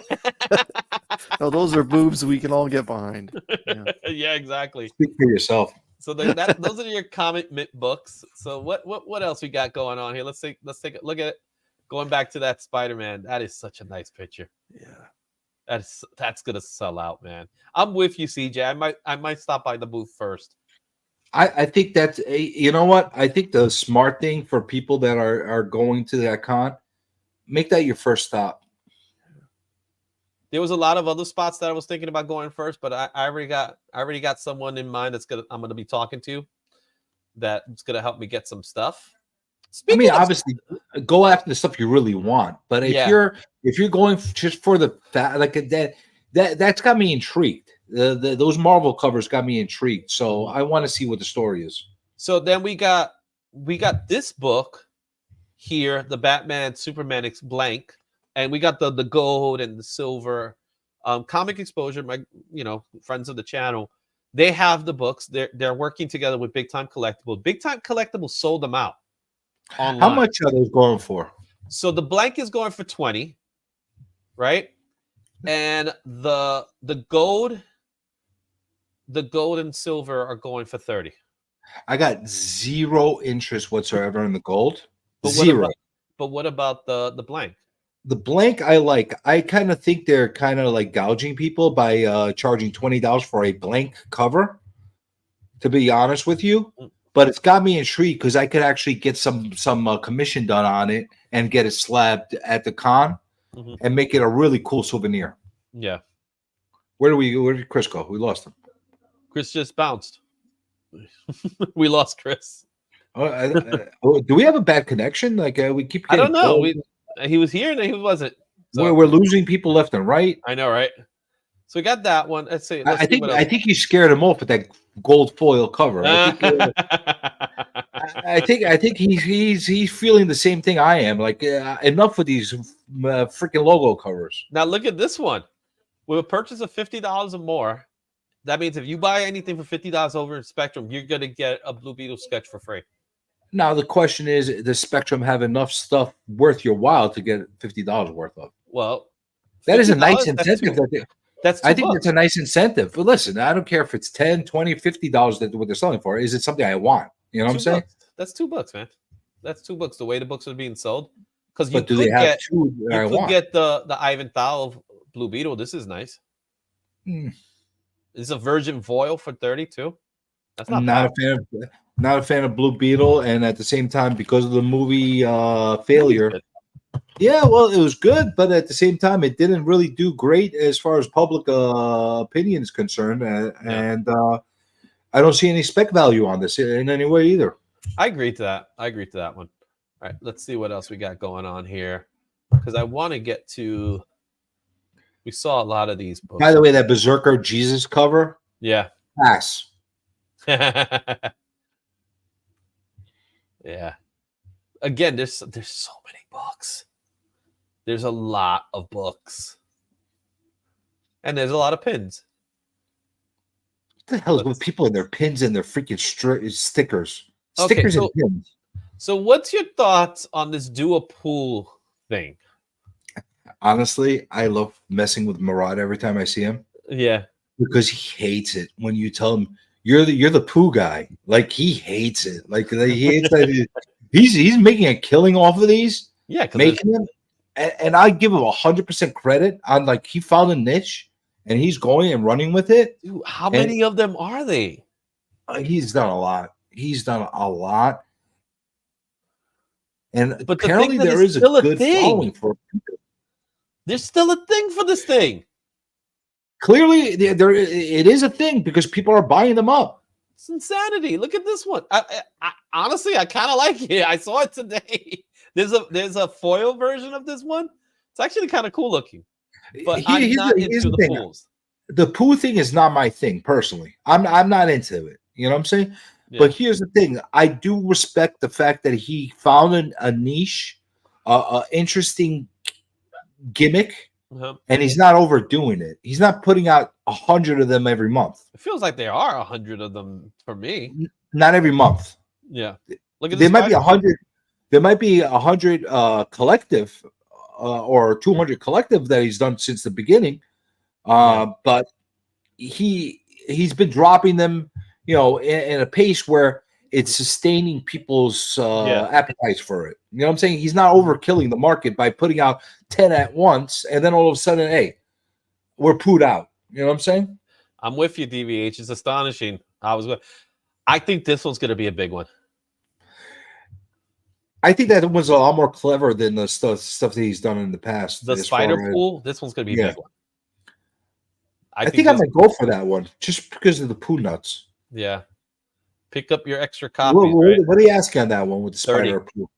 He's asking for 30. I might pick up a couple of those actually. Yeah. As a gamble. Not a keeper. I don't think it's that big of a gamble, to be completely honest. Yeah, Because I would. I think I would buy them. Not as keepers, just to recoup some of my money from the other stuff I buy. Yeah, and I think it'll be a safe bet to pick it up. Let's see here. I want to get to Rob Liefeld because we have to talk about. Do you really want to get to? Yeah, we gotta get to it. I gotta hear. Why do you really want to get to? I gotta hear your opinion on it. So where are you, Rob? I know you're out here, Rob. Where are you? Come on, there's got to be somewhere. It's the exclusive to hunt for. We've talked about it a little bit before, as far as my feelings about Liefeld and your feelings towards Liefeld. No. Yeah, my feelings toward Liefeld is I don't hate his art. I never did. I don't hate it. I don't hate his art either. Like that's the thing that people are confusing. Yeah. I don't hate his art. I hate the person. I don't like the person. I think he's a douchebag. I can see that. I could understand that. It's not even a business thing. Like my gripe versus like Jang and Miko Sian. It's like I find him as a repulsive person. Is that fair? That's fair. Everybody's entitled to their opinion. Chris, what's your thoughts on Rob Liefeld? Oh, well, I like the Levi's he had on 30 years ago, I guess. Levi. I know that he had. First of all, I like that he's an interesting insider for the comic industry. I like that he's an outgoing ambassador for the hobby. But I can understand where CJ's coming from. He's not afraid to rub people the wrong way, kind of thing, and including his customer base. He's a bad boy. Yeah, that's it. But he does have a hardcore fan base that picks up all his stuff. Yeah, Beckerman, wherever you are, and you know, like you try to find positives because to me. I personally, I'm not necessarily a fan of his modern artwork now. No, I don't like his modern work. Back in the 90s, I thought it was awesome. You know, the X-Force and then going into the Youngblood. But then hearing about how, you know, the Kickstarter thing and that he, you know, every time he's hanging out with someone famous, he's always like verbal diarrhea of that kind of conversation and stuff. And unless he's somehow attached to it, i.e. Deadpool and the Ryan Reynolds films. But, you know, like something can be said, like he's been married forever, raised his kids, like he's outside of people not necessarily liking him in the industry. Mm-hmm. He's not one of those that's been known for being a womanizer or a bad person that way. Like he seems to be a family man. And so there are some positives about him, but whether you like him or not, he is an ambassador with an incredibly loud voice when it comes to the hobby and the industry. I just personally, my interactions, I just don't like the fact he charges autographs for different things, i.e. if you want the first Deadpool autographed, he wants a higher rate to sign those books as opposed to just a flat rate for everything. And that's complete bull. You know, they're doing that. I get that it's a capitalistic society that we live in. I get that. And he's just milking it for what it's worth. But I personally, I'm not a fan of that. Like it's like Stan Lee would saying, well, if you want a Spider-Man book signed, I want more money because I'm known for Spider-Man kind of thing. But I'm not a fan of his modern work. It's just easier to say that. But I did like his 90s stuff. That's for sure. The big guns, big outfits. I really like that stuff. Mm-hmm. Here's what I'm going to say to add on to what Chris just said. Okay. So let me be clear with everybody. I believe he's an innovator as far as the way he went about the business and going out of the box as far as the artwork. Yes. Is he the most technical artist out there? No, absolutely not. Never will be. But he was creative. He was very, very creative as far as the way he approached it, going very out there. He was a great mouthpiece as far as promoting the business and getting it out there. And there's some value in that. There's a lot of value in that. He's a salesperson. Yes and no. Yeah, yes and no, because his sales skills actually could work both ways. Oh, that doesn't say his strategy is good. I'm not saying that. I'm just saying he's a salesperson.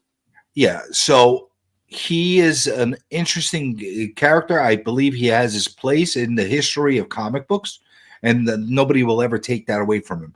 However, he has a lot of repulsive type of ways of how to deal with his customers. What Chris just said was one of them. There's a lot of things that he does wrong, but as far as gouging customers, that makes no sense to me.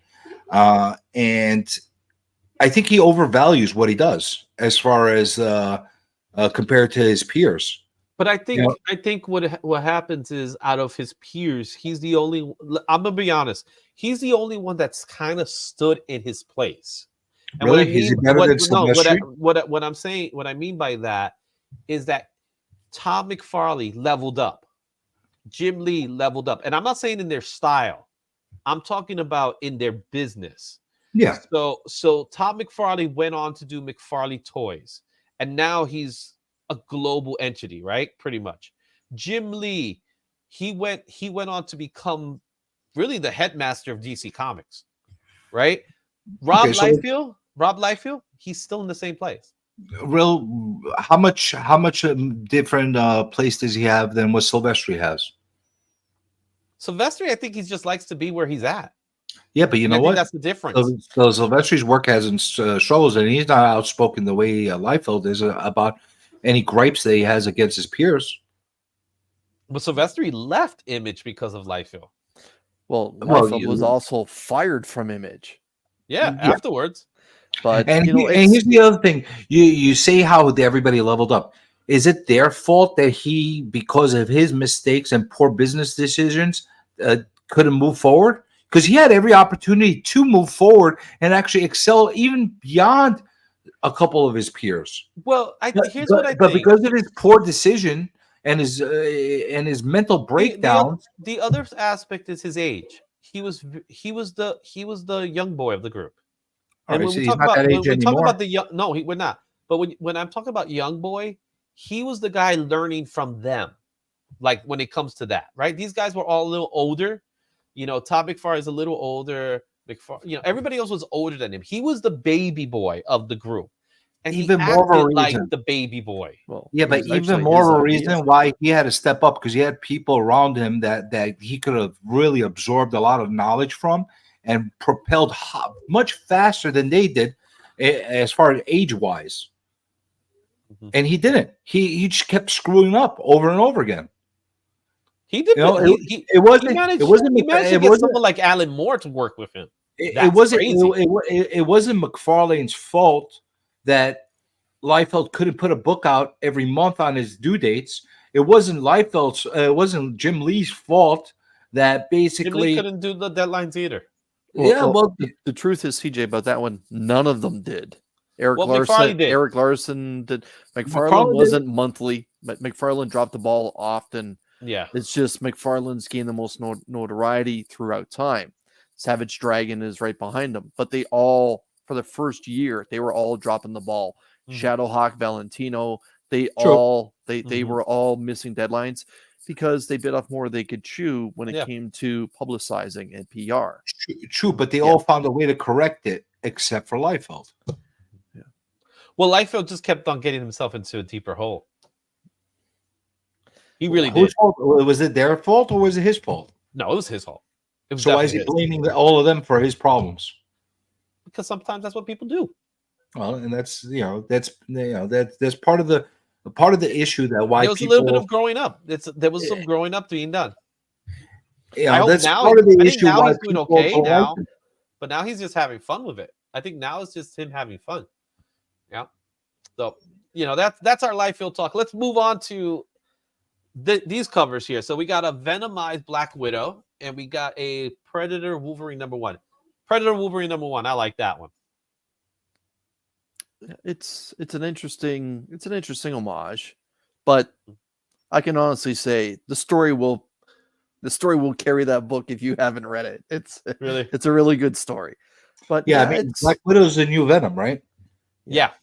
Mm-hmm. So I think there is some sustainability to that cover itself. Right. But this is not it's not the first cover. No, it's not, but it is also an exclusive cover. It's a well done exclusive cover. Yeah. And it actually connects to the story. Yeah, definitely. So there we have there. Let's see what we got next here. So what do you think about this, Pass. Chris? Pass. I went with Chris in this one. It's been done.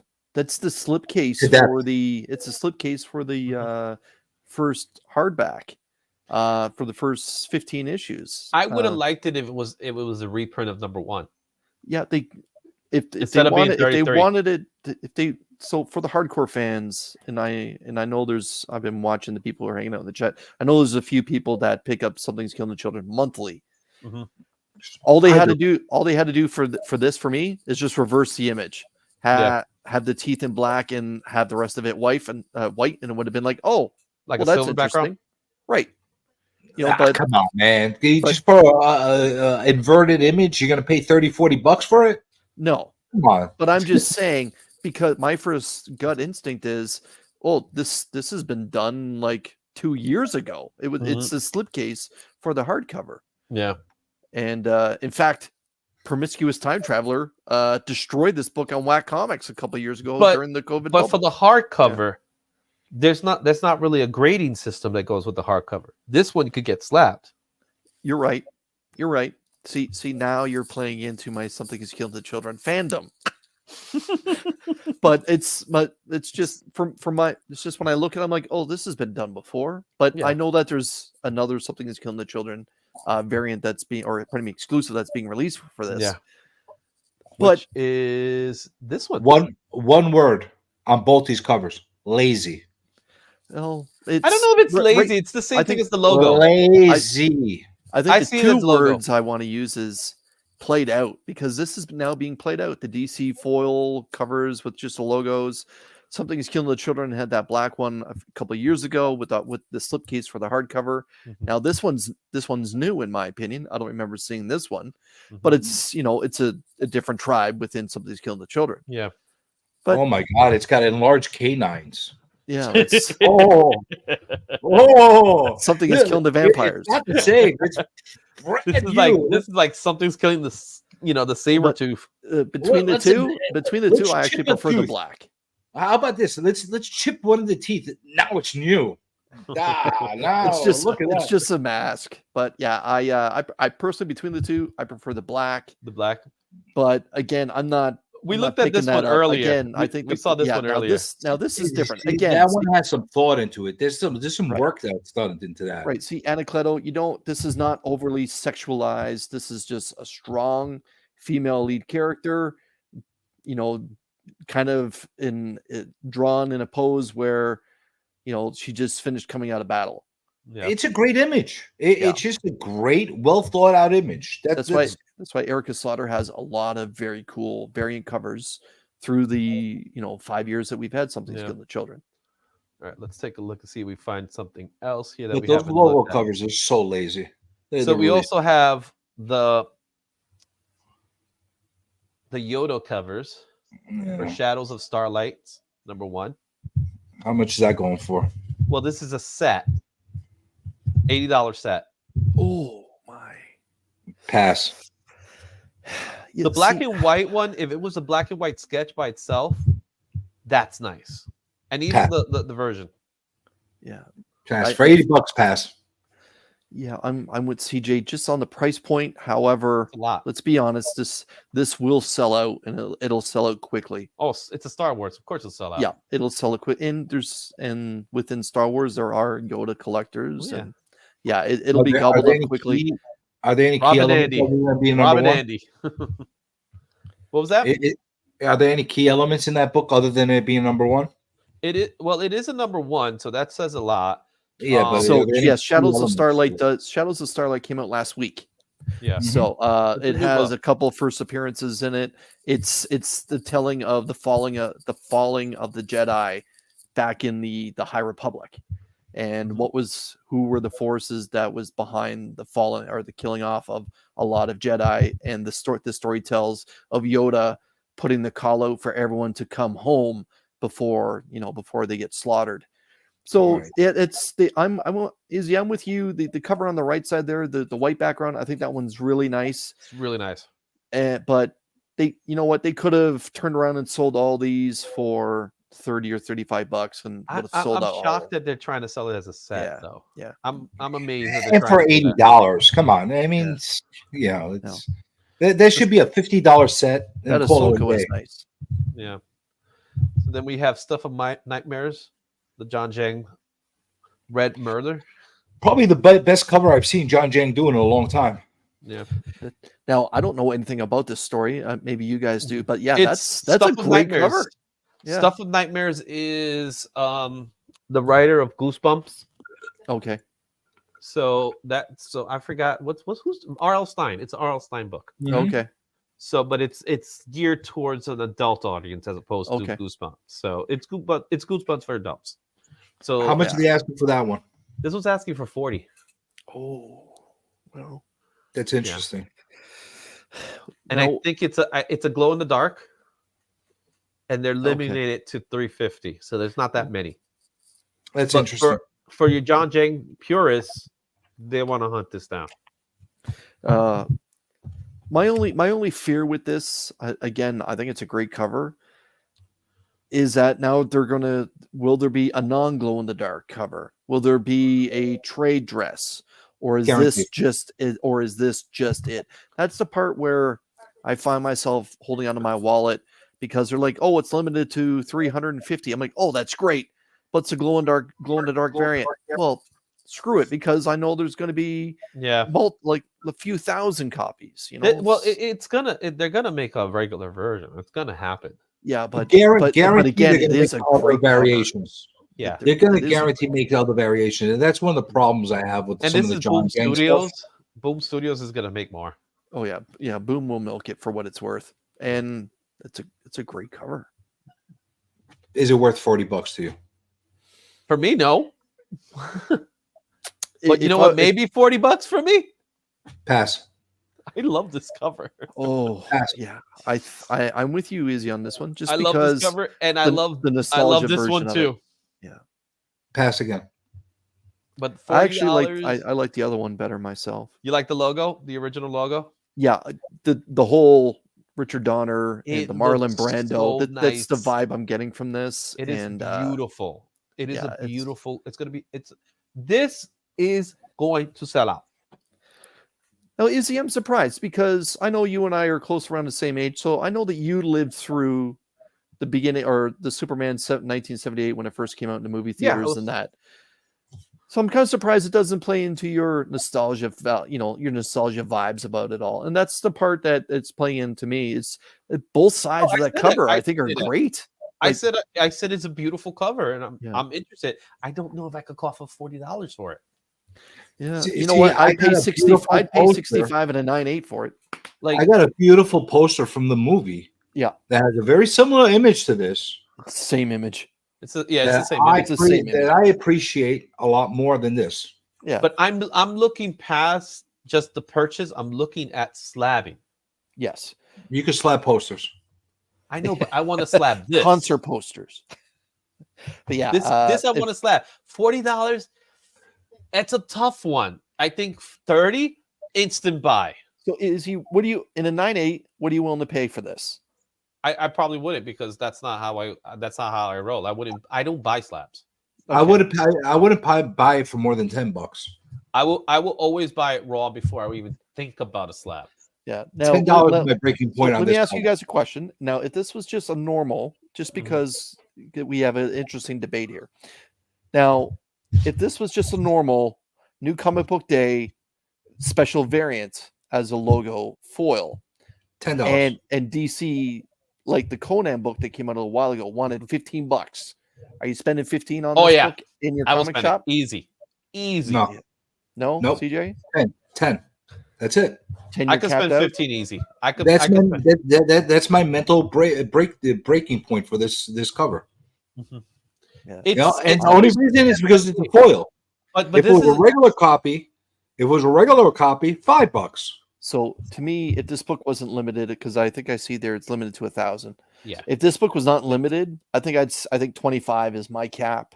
but because it's limited to 1,000, again, it's affiliated with New York City Comic Con, and they could kiss my limited the hoopla.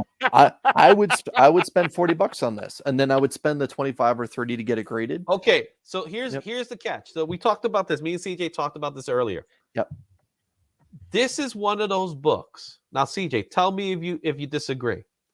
This is one of those books that you purchase it at the convention, you send it to CGC, you put the New York City Comic Con logo on the label. 100%. Worth it? Not at $40. With the New York City logo? No, because here's the thing. I'm gonna pay $40. You can't press these because they're freaking. It won't need to be pressed. Trust me. This book is. I'm just saying. This book might come back at 9.9. That's how. Wait. Let's talk about this rationally right now. You're going to pay $40 to purchase it. You're going to pay $8 for a submission receipt. Let's say you don't get anything else. That's the only book you're doing. Okay. It's $8, right? Yep. Okay. So you're paying $8. You're at $48 right now. $45 to slab it. Okay. Whatever grade it comes back at. So where are you right now? You're at $93 at this point. Now you got to ship it back to you. That's another $10-15. Okay, so now you're talking about 110-ish type of dollars as far as all in. Mm-hmm. Is it worth it to you for $110? If it is, go for it. For me, it's not. For me, I think this is $100 9.8. But if you're submitting this yourself, you have a legit opportunity at a 9.9. If it comes back at 9.9, you just went ahead and did a hell of a value by spending 100 and whatever your math equated to. So this is one of those books that you're not going to get it signed. I misspoke. It's not going to get signed. It's not going to say I forgot about not signing it. So you bring down your thing $20 less because it's $25 to submit instead of. I'm starting to get convinced. I'm starting to be convinced because it's that nice. I just think if it's that nice and the cover's that strong on there, you're not going to be one of the few 9.9s. There's going to be a lot of 9.9. Well, there's going to be 9, but that's the other catch. The other catch is this might already exist in the 9.9. Mm-hmm. But the one caveat, and this is where I'm coming from, is not going to have the New York City logo. Yeah. Unless they go, unless Big Time Collectibles makes the decision to go to Repop and say, "Hey guys, let's make this happen and let's get this book. Let's take 200 of these books because 1,000. We said it's not really 1,000, right? But let's just go off and just take these books and get them with the logo because I know they could work a deal out. A deal can be made, and they get the 9.9s with the New York City logo. I think you have yourself $150 book, maybe 9.9. Yeah, maybe even no. More. That's no. You're well north of north of 300 initially. Yeah, until the fallout. Now, if this is something that's going to become your part of your PC because of you're a fan of Superman, then it's priceless. But you're gonna if you're doing this because it's a 9.9, you're gonna try and cash in. You got to pull the trigger immediately. Yeah. And who knows how long they're gonna take to get it back to you? But because here's the thing. Month. Well, it's gonna no. They may take a month just to receive your book. Show it received. Cap's saying 5. So unless you're fast tracking it, and unless you got some connections to get them to jump you ahead in the list, you're gonna be waiting for a little while to get it slabbed. This is one of those books that when you purchase it, you take it right to CGC. Mm-hmm. You get rid of it. If you're doing this for investment and spec value alone, time is of the essence. Well, you're fast tracking it anyway. You don't want to be one of the last people to receive it back. You want to be one of the first people to receive it back. When I submitted a book for Signature Series at Heroes Con, I got it back in less than 5 weeks. I'll tell you right now, I submitted books at Baltimore. I still haven't had them back. What's Baltimore's been about a month now. Okay, so you just said Heroes Con. Heroes Con, I put it in a walkthrough. Okay, for an X-Men one. Oh, It took me 3 weeks to get it back for walkthrough. Okay, so I had signature series books that I gave them in. Those took me about 2.5 months to get back. Oh, yeah. So because it's good. Like I said, this book has high potential of hitting a 9.9 because of its foil. It's a card stock, right? So being that it's a card stock, and because they're going to you know what they're doing with this book. I've seen how these books are getting packaged. Trust me, they're packaged flat, right? So normally when these are coming in a hard plastic. Now I will say this much: there are going to be damaged copies. That's guaranteed, right? But this is one of those books that if you get it pristine, you have to submit it immediately because it could easily get damaged. Easily. Oh, yeah. And then to top it off, you do not remove it from its bag. If they sell it to you in its bag, do not remove it. There's no need to take it out of its bag. Leave it in its bag. You want to look at the back. You want to make sure. No, you don't want to look at it. You want to just take it as is because you know it's going to be the real deal. It's not You want to make sure that there's no defects that are at least visible. Yeah, you want to lift the backing board up at least. Yeah, and look at it that way. But if there's fingerprints, a little lint remover rubber rub to get that fingerprint off of there. You're not going to be able to press it. Yeah, you're not going to be able to press it, but there's no need to press it. Just submit it and let it go. And a little tip for everybody hope too. for that 9.9 to come in. A little tip for everybody too: have a little plastic, little baggie with you. If you're going to be submitting books that are right off the press to CGC, have a little baggie of cotton rounds with you, especially if it's chrome. Yeah, yeah. But I don't know. I've been seeing this one sold out first because it's Miko, but I think that's because of the Miko fans. I'm not a fan of Miko. I put him in the same category as John Jang. But I think this one's better. This one has the nostalgia factor. This one has, but the other one does too. This one does too. But it's still a drawing, right? But this one this one's a pure version. This one's not. This is not a version. So that's just an artist's take. But the other one is the poster. This is affiliated with the film itself. Yeah. Honestly, it's a pass for me on both. Unless I knew for a fact I could get something that's a 9.9. And I'll probably cash out on it immediately. I have no interest. Yeah, no interest whatsoever. But this is for the purist. This is for the person that wants to have this book, and this is for the person that wants to flip this book. And I love that movie. Don't get me wrong. The nostalgia tugs at me. I watch the movie at least once a year. Like I said, I'd rather have an authentic movie poster that I bought. Possibly, listen, you could get them. They still exist. The ones that they had in theaters. I'd rather go buy one of that for double, triple the price and have something that's like a real piece of memorabilia compared to this, book that's going to be reprinted again without the chrome. Well, CJ, what you're saying is correct, but you're talking it. So the cover that's right there, that's the coming soon poster, and that's high four figures. This is the more affordable way for some people that don't have the resources for it. And I'm with you on that one when it comes to if I'm going to spend thousands of dollars on a comic book versus say a theatrical poster from back in the late 70s. If I can afford it and I can find something that's when it folds open the color is not broken on the creases, I'll pull that trigger every time. I'm with you on that. But I also look at it like this. This for me would be my nostalgia fix.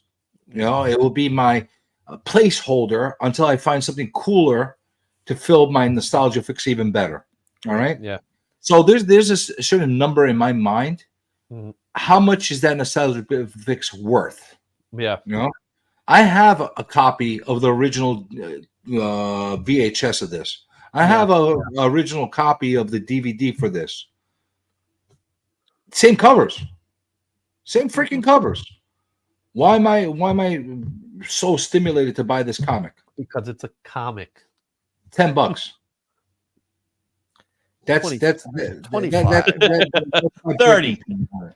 $10. 40 is asking a lot. I think 40 is asking a lot. But this is why I'm gonna tell you. The more I think about it, the more I think about it, the more I am starting to think it's worth it.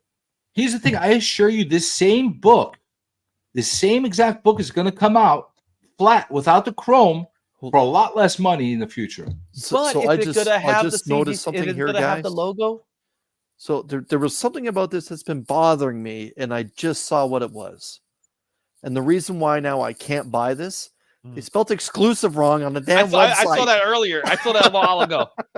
I noticed that they wrote exclusive. It is exclusive. Exclusive. Is this the French version? That's like, the French version. All right, yeah. Let's move on because that's the reason. I'm not shitting on the book. I mean, it's cool to have the book. Is beautiful. I think it's totally beautiful. I just don't think it's worth it. So we got Jan art. What do you take on his drawing of the turtles? He draws the turtles like turtles. Like they look like turtles, their face. Well, as far as finer art, better illustration, I agree with that. As far as making it more detailed and stuff like that, they're not the turtles that people are fans of, though.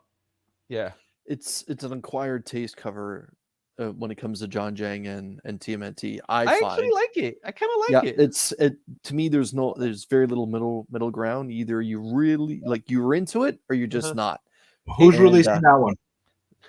This is a reprint. So this is actually a wraparound cover from Big Time. That's coming straight from Big Time? Yeah. See, I would buy that alongside the other one that we talked about earlier because of the reprint thing.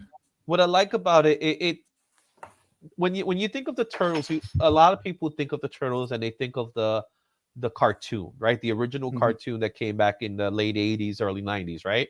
But a lot of us who go back to the Mirage Studio. Yeah, a lot of us who go back to Mirage Studios, we always saw the turtles as a very adult-driven book, right? Yeah, but those turtles don't even have the same Eastman flavor. You know what I mean? Like they're show that again.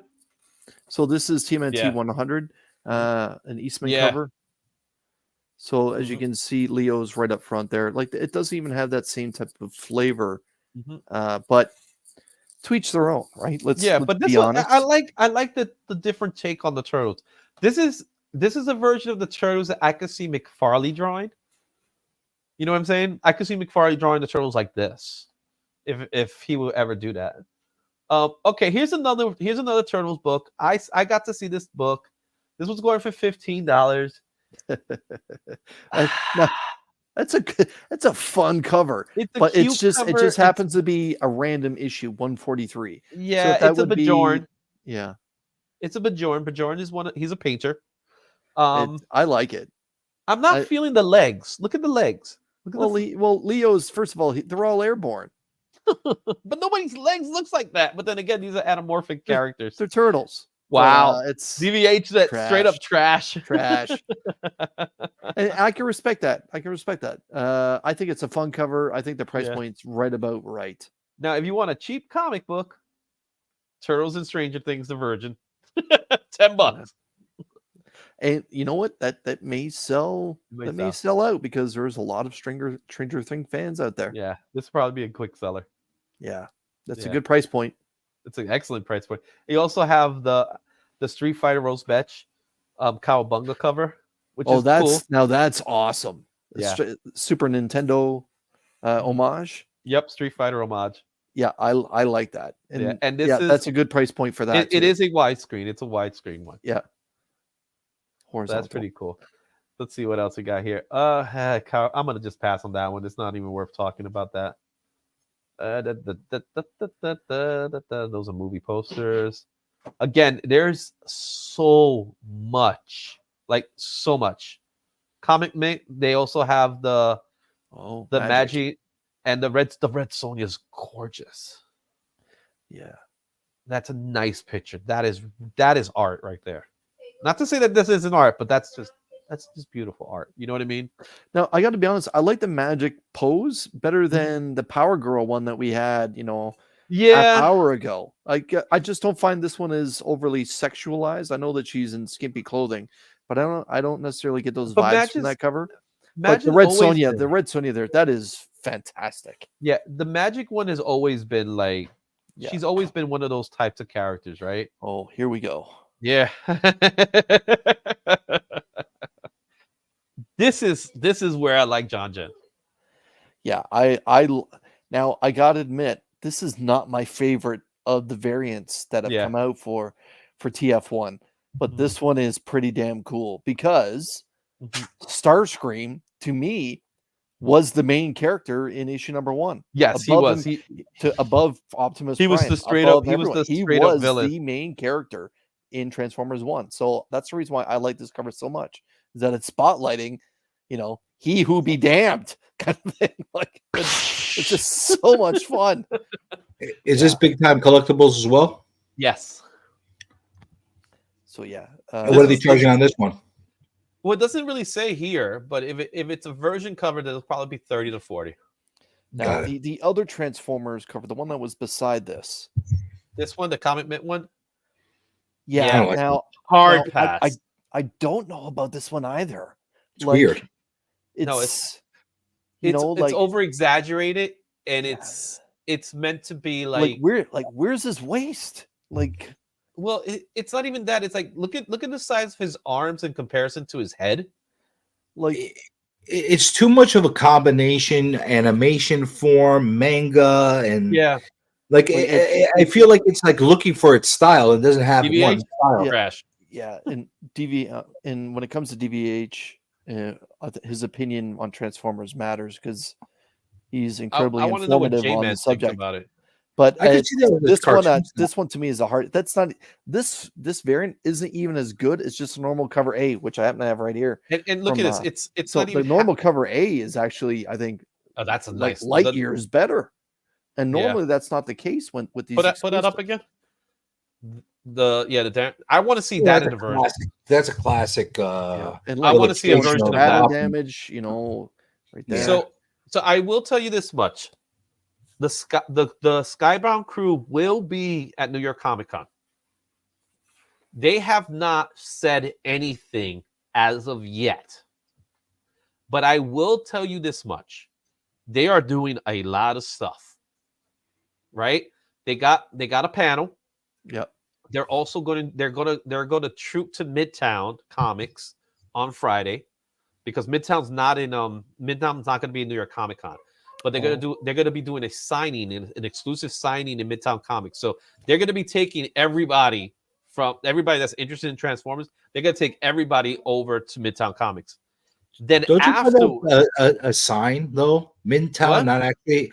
Isn't that a telling sign though? Midtown not actually having a booth in the Comic-Con. So it's not the first time. Always have, but it's not the first time. It's not the first time, but there's new management over in Repop, and what I'm hearing is that they don't work well with others because there's other factors in play that I could tell you. Like I could tell you a lot of things offline about what's going on. Yeah, and I'm sure I know a lot of them too. And what I'm hearing is that they don't play well with others, this management. So a lot of people are making the decision of getting out, and they don't want to be a part of it. Midtown had it, from what I understand, and again, this is more speculation than anything, is that there was a fallout that happened last year. And it could have had something to do with the Peach Momoka incident. If you guys remember the Peach Momoka incident that happened during Midtown's booth. Well, that had a lot to do with freaking Repop. Well, but you know, like anybody else, they want to blame someone else for it, right? Yeah. So I don't know if they put the blame on New York, but New York said, you know what, screw it, we're not gonna do that, and we're gonna do our own thing. And they're doing their own thing, and I guarantee you, you're going to get the crew of the Transformers in your shop. They're going to be in New York Comic Con too, but you got them to leave New York Comic Con to go to Midtown. You know people are going to troop there. Well, let's be honest. Midtown does have pulling power when it comes to distribution, of course, and that kind of thing. So if Midtown says to Daniel Warren Johnson and Robert Kirkman, we want you guys here if you're going to be in town, they're gonna okay, go. Well, what day? Like when do you guys want to do it? Talks. Yeah, but Skybound, my God, they're gonna be busy. Like they're talking about the Walking Dead coming, like a whole new Walking Dead series, Transformers, and then the Energon universe that they're gonna have to. But don't forget about Invincible. And don't forget about Void Rivals 4. They're going to have to talk about that, and why. So Friday is going to be an interesting day. So Friday they're going to do, they're going to be, their Skybound's going to be there. They're going to be in their booth, and they're going to go to Midtown. Saturday they have a morning panel, a 10 a.m. panel, right? So you got to get there early for that one, and because if history proves anything, they're going to have exclusives that they're not sharing right now. There's things that are they're not being told right now. Right. That are happening, right? Mm-hmm. But it's going to happen. And what's going to end up happening is that people are going to they're going to line up in Skybound. We talked earlier about being in the Marvel booth to get that Spider-Man. The same thing's going to happen in Skybound. People are going to be lining up in Skybound because even though no one knows what's there, people know something's going to be there. You know what's going to be there? A preview for G.I. Joe. I think previews of G.I. Joe. I think you're going to see that Optimus Prime. I think that's going to be a version. Yeah. Because that looks like a version. Yeah. Now this one I think is better than the last one. I just don't like the sepia, the tone to it. I think it should be a lot brighter. It's a very stale cover. But it's $15. So if you want to have a Transformer exclusive, here's one for you. I'm not a fan of the way they placed Optimus on that cover.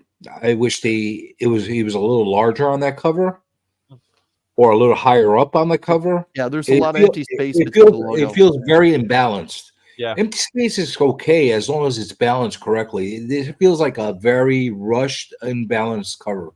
Yeah, yeah. Maybe he did on a Sunday afternoon. Now we're talking. But here's this one's good. I like this one too, but something about Jetfire's off. Too digital, and he doesn't have a logo. There's no Autobot or Decepticon logo. His arms are more round and boxy because when you draw Transformers, they usually are boxed. You got the. Honestly, Jetfire looks like he's gonna jump out of Shockwave's chest. That's how small he is compared to Starscream.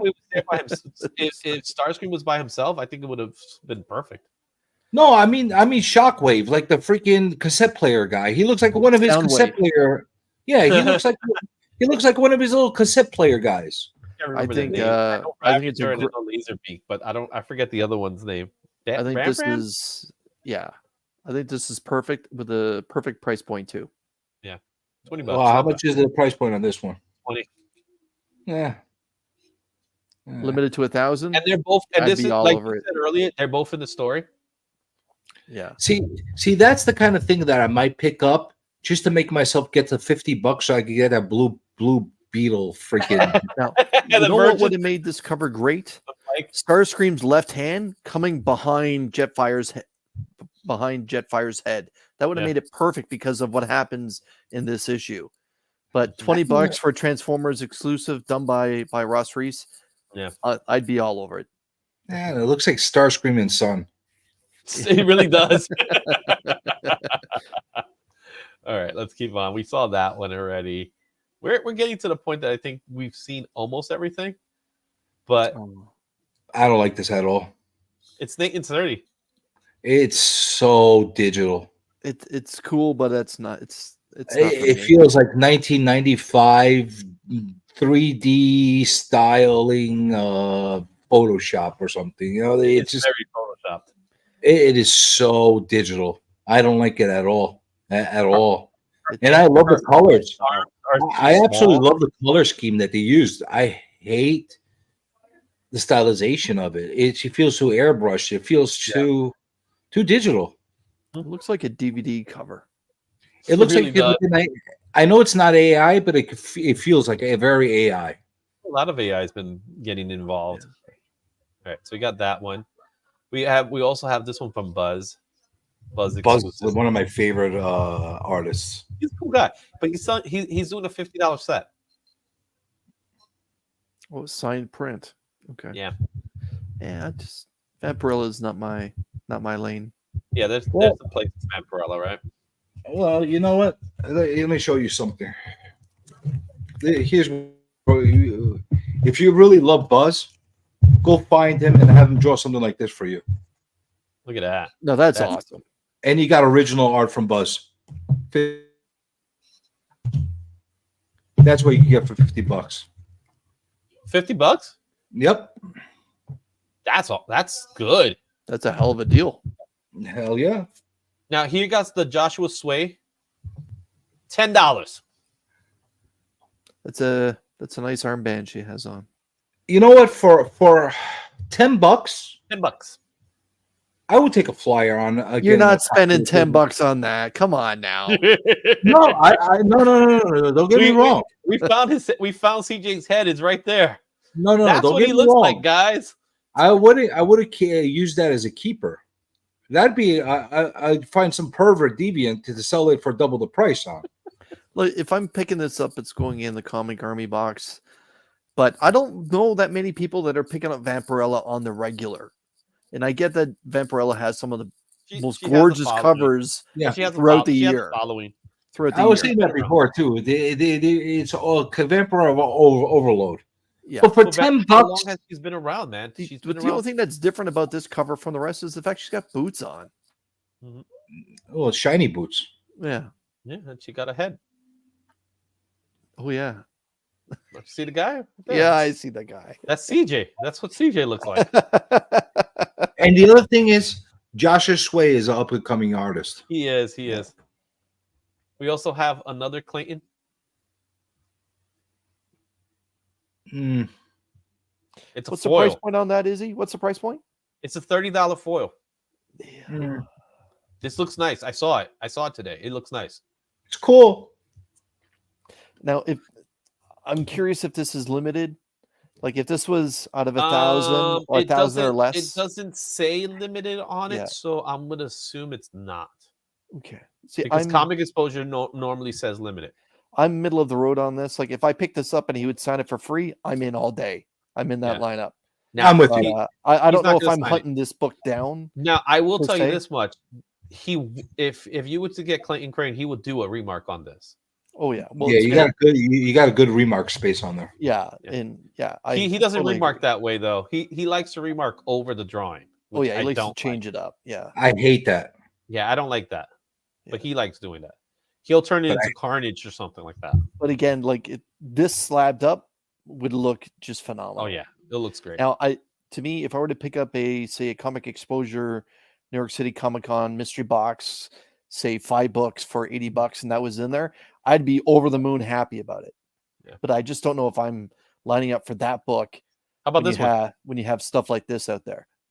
Now, I really, really like World Tree, and I recommend everyone go and pick up World Tree and read it. It is some of the best Tynan stuff out there right now. Mm-hmm. Derek Chu. But this is what I was talking about earlier. This is overly sexualized, but that's the character. You're right. That's the character he created. You're right. However, you don't see her in poses like this in the book. No. But she had to take pictures somewhere. But this is Derek Chu at his finest, though, right? Let's be honest. This is Derek Chu at his finest. Yeah. He found a good place. He found a good place to put the suspenders. I'll tell you that much. Yeah, I like the gun. Yeah, I bet you do. How much is this one going for? This is going for 30. Yeah. Nah.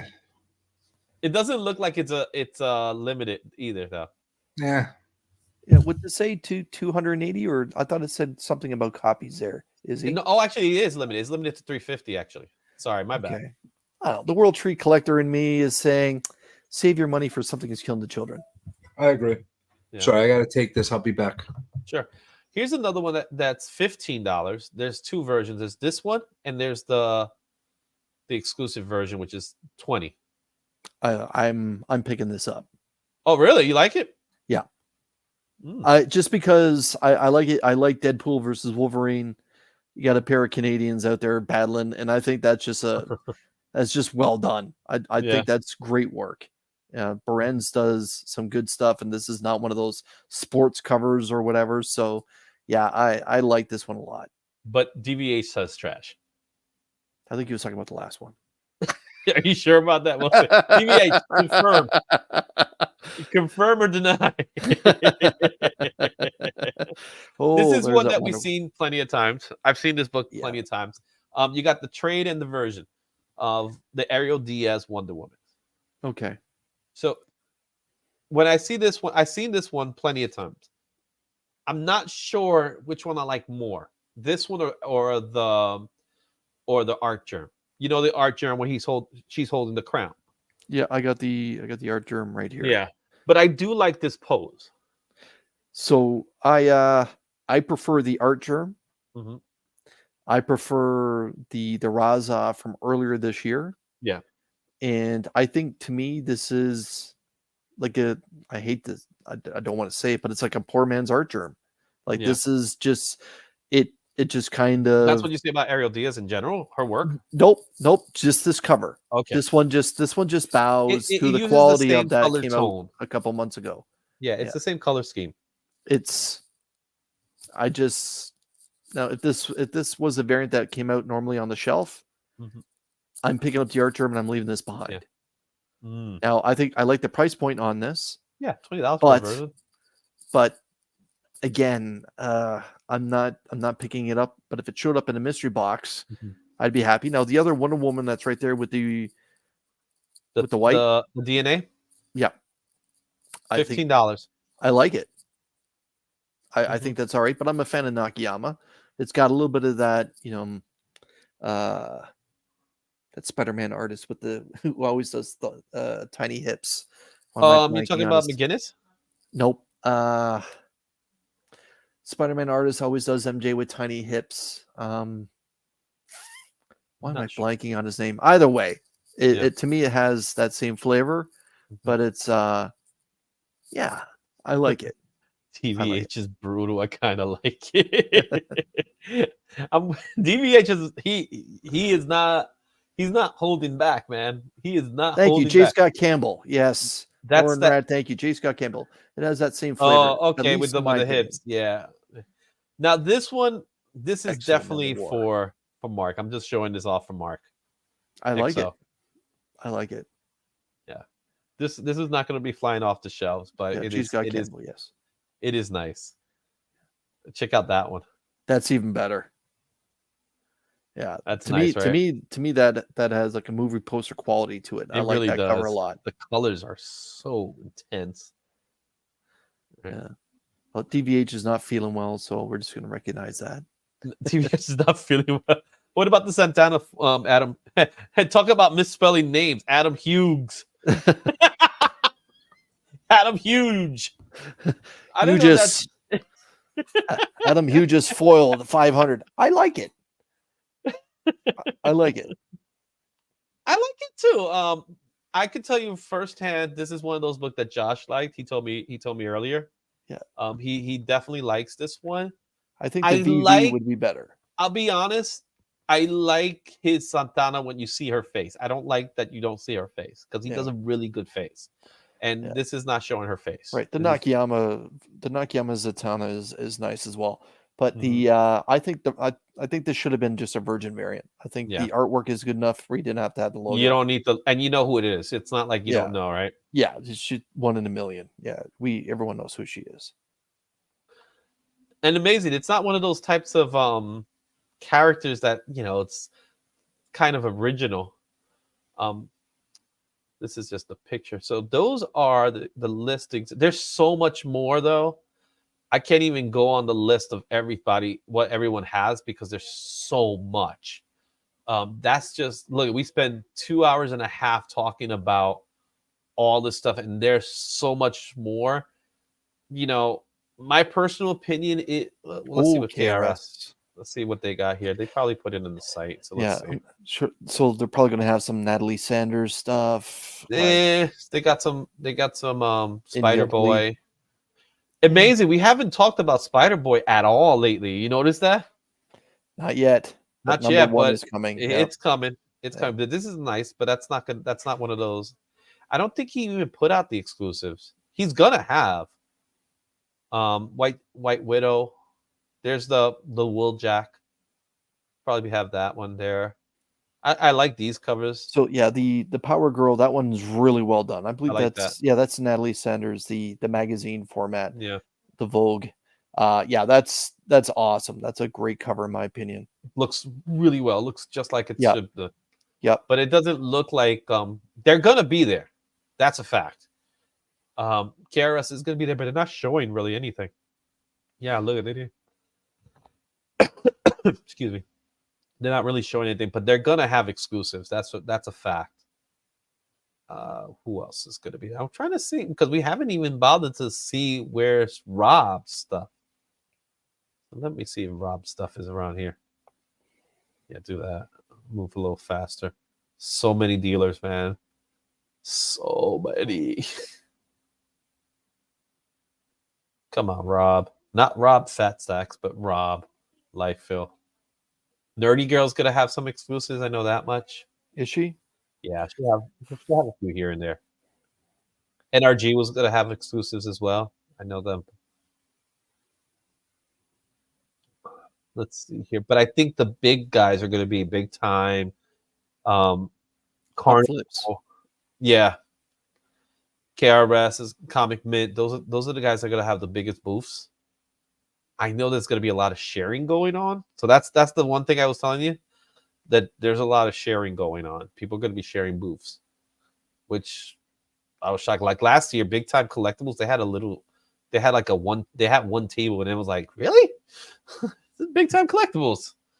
You would think they were bigger than when you go to a convention. When you go to a convention, they don't look as big as you would think.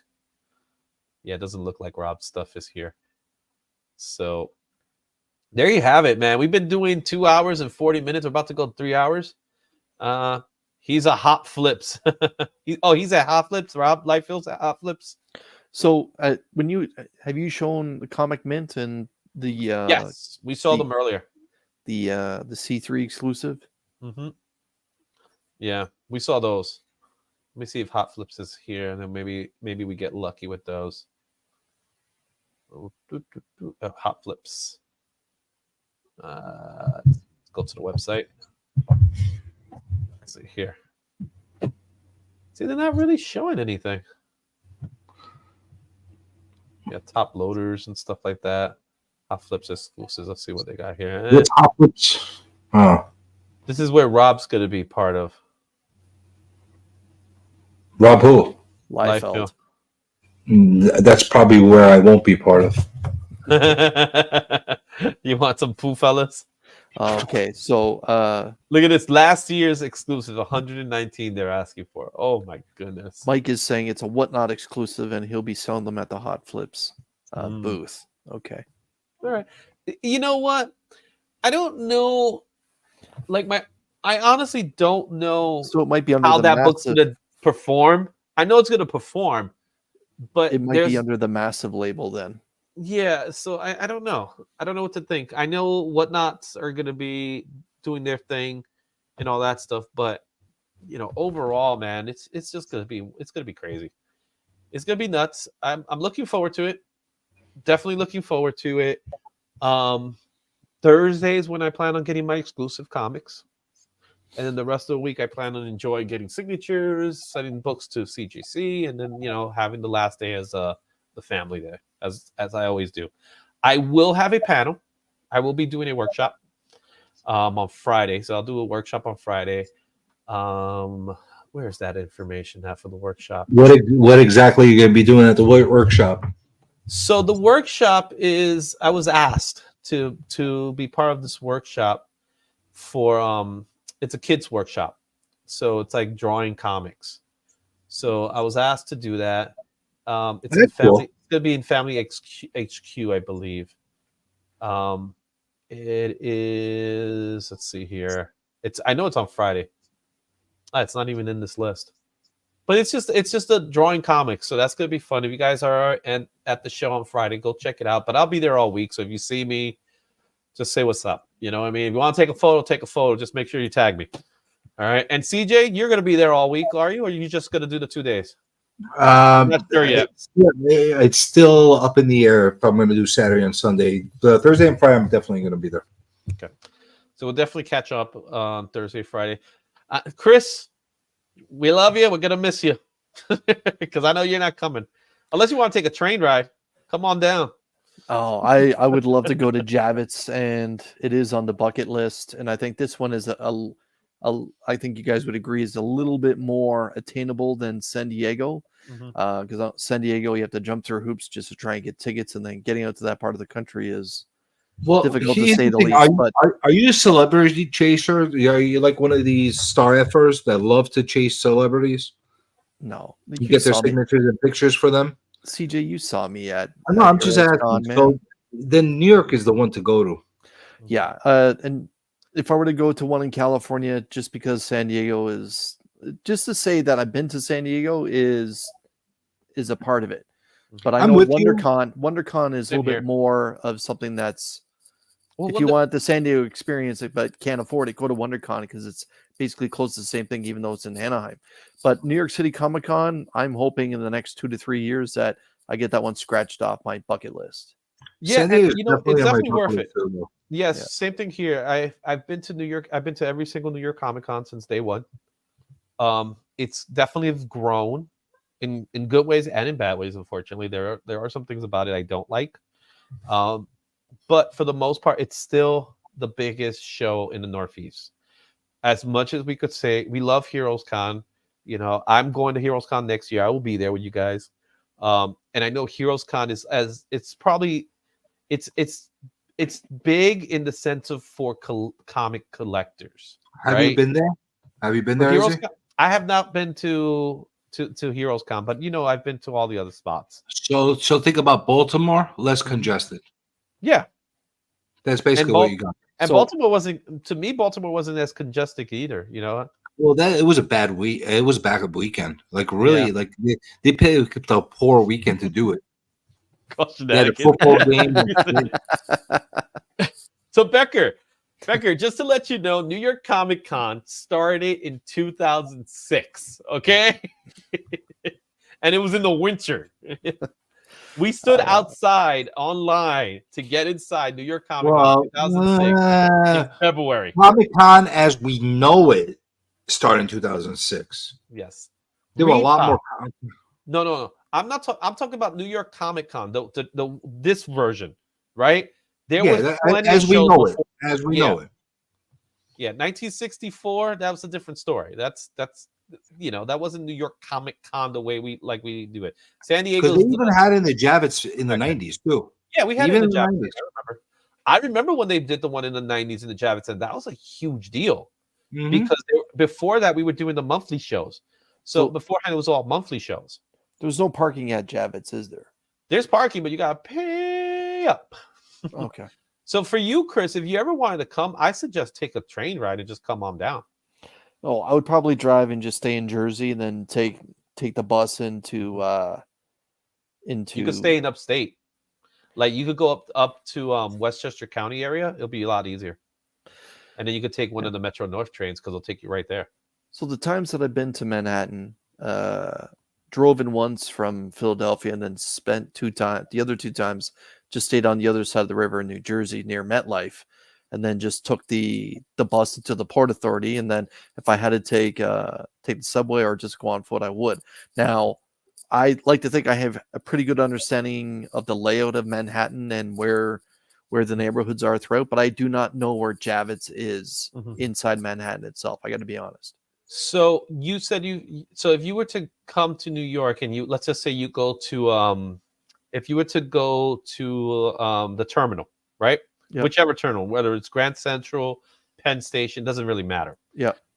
They extended the 7 line to take you straight to the Javits, which you would take right there in either spot. So I wouldn't even have to step outside then.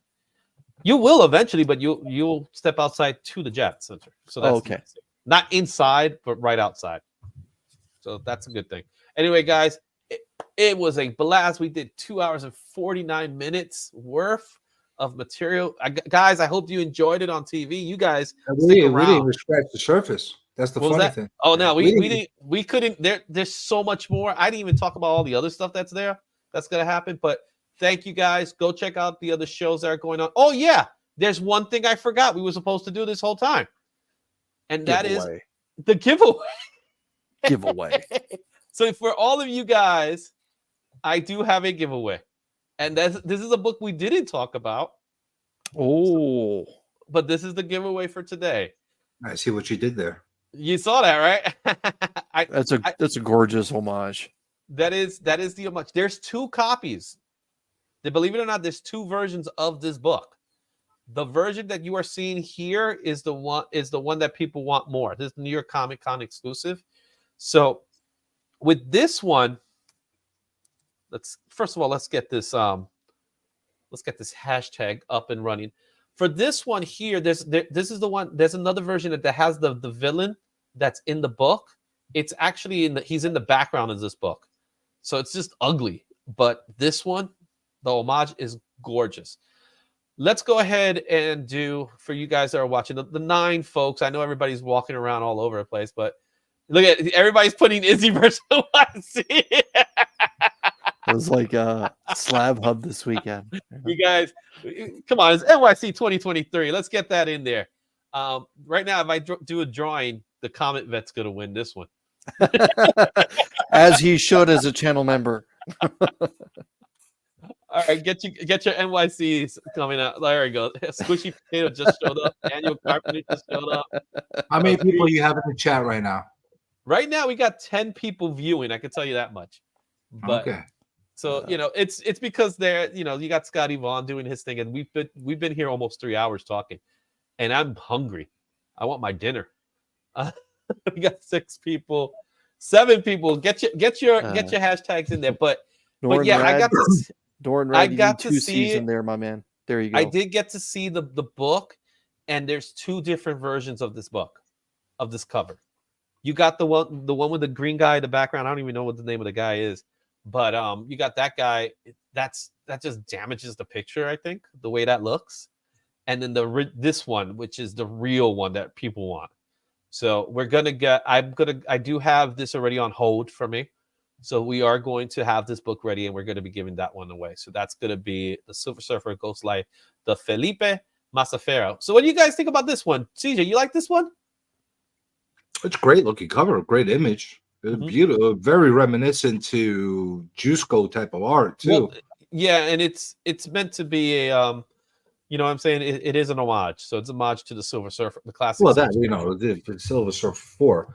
It's a beautiful image. I mean, honestly, this looks better than Blasphemy, better than the original in Silver Surfer 4 as far as the overall package is concerned. Yeah.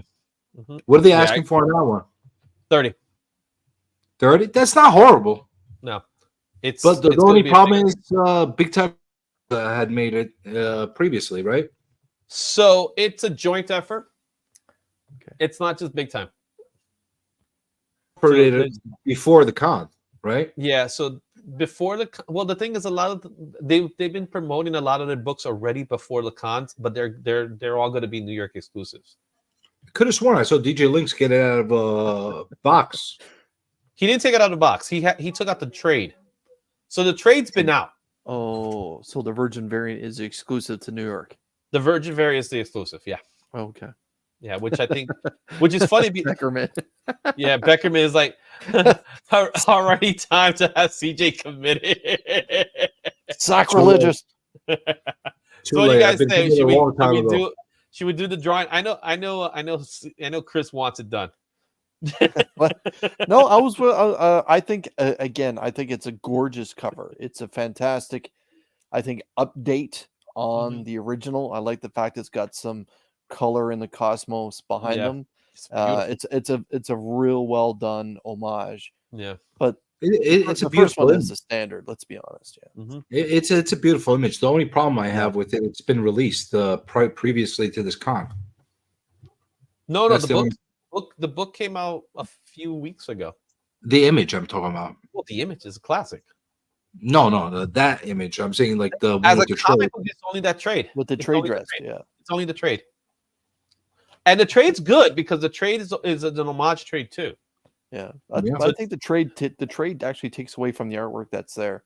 Yeah, it's a beautiful book. I can't mince words with it. I don't think anybody that loves that type of imagery will be disappointed with having that in their collection. Yeah, I don't think they'll have a problem with it. So we'll definitely do it. Anyway, we got 9 entries. I didn't enter purposely. I don't want to take it away from somebody. All right, let's see who wins. Who's gonna get it? Who's gonna get it? I always pick local. It's just easier. Yeah. Chris, it's yours, baby. Oh, you really went local on this one. Yeah, I know, right? just hand it down, Izzy. There you go. How about you send it in a trade to him? I'll send him the trade, right? I'll just purchase the traded. Well, hashtag rigged for everybody. Rigged. Yeah. Chris was the first, and he was the first to put the hashtag. So there you go. So let's get that out, guys. Guys, it's been a blast, man. Like I said, stick around for a second, but we're gonna end the show. With a couple of things. I want to make sure everyone knows about Comics Curing Cancer is coming out pretty soon. We got a lot of good shows. Among them is the Sketchy Show. We're gonna do a Sketchy Show, and I got a lot of stuff going on there. But you got Wednesday. What's going on, Chris, in your neck of the woods? It's a new comic book day hangout. Show us what you got. It's an open invitation for everyone who's picked up new books on New Comic Book Day or stuff that they recently added to their collection. Just reach out for the link if you're not a part of one of the two chat rooms that I dropped the link in. And this should be a little bit of a lighter week for New Comic Book Day for people's wallets. But there is a couple bangers that are coming out that I'm hoping almost everyone picks up. So Superior Spider-Man. Superior Spider-Man. There's a couple different Spider titles coming out. Yeah. And that's I'm looking forward to that. And then next week on the 18th is the big one. It'll be a very special show us what you got next Wednesday. It'll be the C3 preview night where Rob and maybe Mark, maybe DJ will come on, and they'll be spotlighting a hell of a lot of the cool stuff that's going to be available for Comics Curing Cancer, which is, my God, it's just right around the corner. Just look, like you say his name, and there he comes. Yes. I sent out the bad signal. Did you call me? What's up, Mark? Nothing. I thought I heard Chris say my name. Yeah. Yeah, it usually happens that way. Okay. Yes. So what's up, Mark? How's it going, man? Just got home. Yeah. We're wrapping up literally right now. So are there any exclusives you're interested in New York Comic Con? Starscream? Yeah, Starscream, some other one, and one more. The R.L. Stein book? I don't think so. It's some dude with like a ski mask holding an axe. Yeah. That's the R.L. Stein book. Yeah, that's Stuff with Nightmares. Yeah, that sounds right. Glows in the dark, though. I know CJ's a big fan of glow in the dark covers. I am too. Then I'm pretty much getting the same 3 that CJ's chasing. Yeah. Well, so Chris just won one of the books that CJ's chasing. I've got that one. The Silver Surfer one. Yes, the Masafara one. I've got that one already. Yeah. It's gorgeous. It is. It's beautiful. You got to see the other one. The other one's just that guy's playing good. That guy's playing Alex Ross's game. But and it looks more like a Julie Bell. Jusco. Remember Julie Bell's artwork? Yeah, I think I agree with CJ. It looks a little Jusco. Is it He's got a little Jusco. JJ. Jusco. Yeah. Well, we'll see him this weekend. I'll ask him. Ask him. Yeah. 9 times out of 9 times, Chris typically has their last names correct. And I'll ask Nakayama if it's still Nakayama or Nakiomo. Just call him Knock. He'll know what's up. I know. We'll try to get some stuff from him too. But anyway, there's actually a lot of really cool exclusives this year. We went for 3 hours here, and we didn't even touch the surface. Still no wow. What was that? Still no wow. No wow factor for CJ. When was the last time you saw an exclusive comic, whether it be at a convention, otherwise, that you're like, wow, Comic Journey has to have that to rub his mitts on? A Kool-Aid glow in the dark Oh, that'd be dope. Oh my goodness. You know what? They put one of those. I'd be Or the jumping Hawaiian for it. Punch guy. All joking aside, that'd be cool as shit. You know what I mean? Yeah, I can't. You know what? The closest thing to last year that I enjoyed, like as far as, was the Vanish cover that was done by Jim Lee last year. I like that one. There was a sketch, black and white wraparound cover. Other than that, nothing gets me like interest. Like I'm not really hot about. I guarantee you, I'm gonna find something there that's not really heavily publicized that I'll probably be wowed by. Was it the Conan the one that you liked? I do like the Conan. Again, it's not like super wow, but I liked it as far as. There's nothing that wowed me, but I still think for me, if I were going to New York, the one I'd be chasing is the Finch Spider-Man. There's not too many covers in general in life anymore where I'm just like, oh my God, I got to have that now. Like I enjoy Jang's art. I collect all of his stuff. Like I legitimately enjoy it. But I don't think like comic book covers very often, like, holy shit, I got to get there and have to have it. Because after I look at it for a little bit, you know, then you got your fix. Then you see it. Yeah. And I still think they're good art. I still think they're dope. But yeah. You know what will wow me? Like if I'm able to accomplish it, if I pick up that Peach Momoko sketch cover variant and have her actually, and actually have her. No, not the Ahsoka, the Mandalorian. The one that's it's Mandalorian. The comics Mandalorian. Well, whatever it is, I just want it for the black and white, and I want her to put a remark on the white portion of it. That'll give me a little bit of wow factor because it will look good. It'll look good, and it's a nice piece to have in your collection. Mm-hmm. Put the little NYCC thing on top, and there you go. You got a really nice souvenir. Yeah. Are you guys cool with the NYC logo on the label? Do you like it? Do you not like it? Agree? Disagree? Label? So they're doing CGC has worked with Reprint. Yeah, I feel they should do that more often. If you don't like it, don't get it. If you want to make a cool souvenir out of it, do it. I think it's cool to have options. I really do. Well, they give you it free. That's the nice thing about it. It's not like they're price gouging. It's just like a free incentive that they're. It's a free incentive to do it. I would do it for any of the exclusives. That's where I would do it. Yeah, 100% agree. Or if you get a sketch cover that Superman movie poster variant cover, you're damn right in putting that. Superman 78. That's exactly the one I'm thinking. Yeah. Oh, that's a good point. Those legitimately wowed me. Yeah. The Donner movie poster. Yeah. Those the two Miko ones, even the one with him on it too. Like those legitimately wowed me. The Miko and the 78 logo. Mm-hmm. I like the 78 logo. It's like it's $40. It's gonna be prestige. Why not? You had a shot at 99. It has the possibility of 99. But that's like it's Christopher Reeve's Superman. Like he knows what he's doing. Like it's just gorgeous. It's absolutely gorgeous. It's just tugging on the heart. I saw those books in a box. We didn't open the box, but I saw the box with the books. So I just strongly feel been there, done that.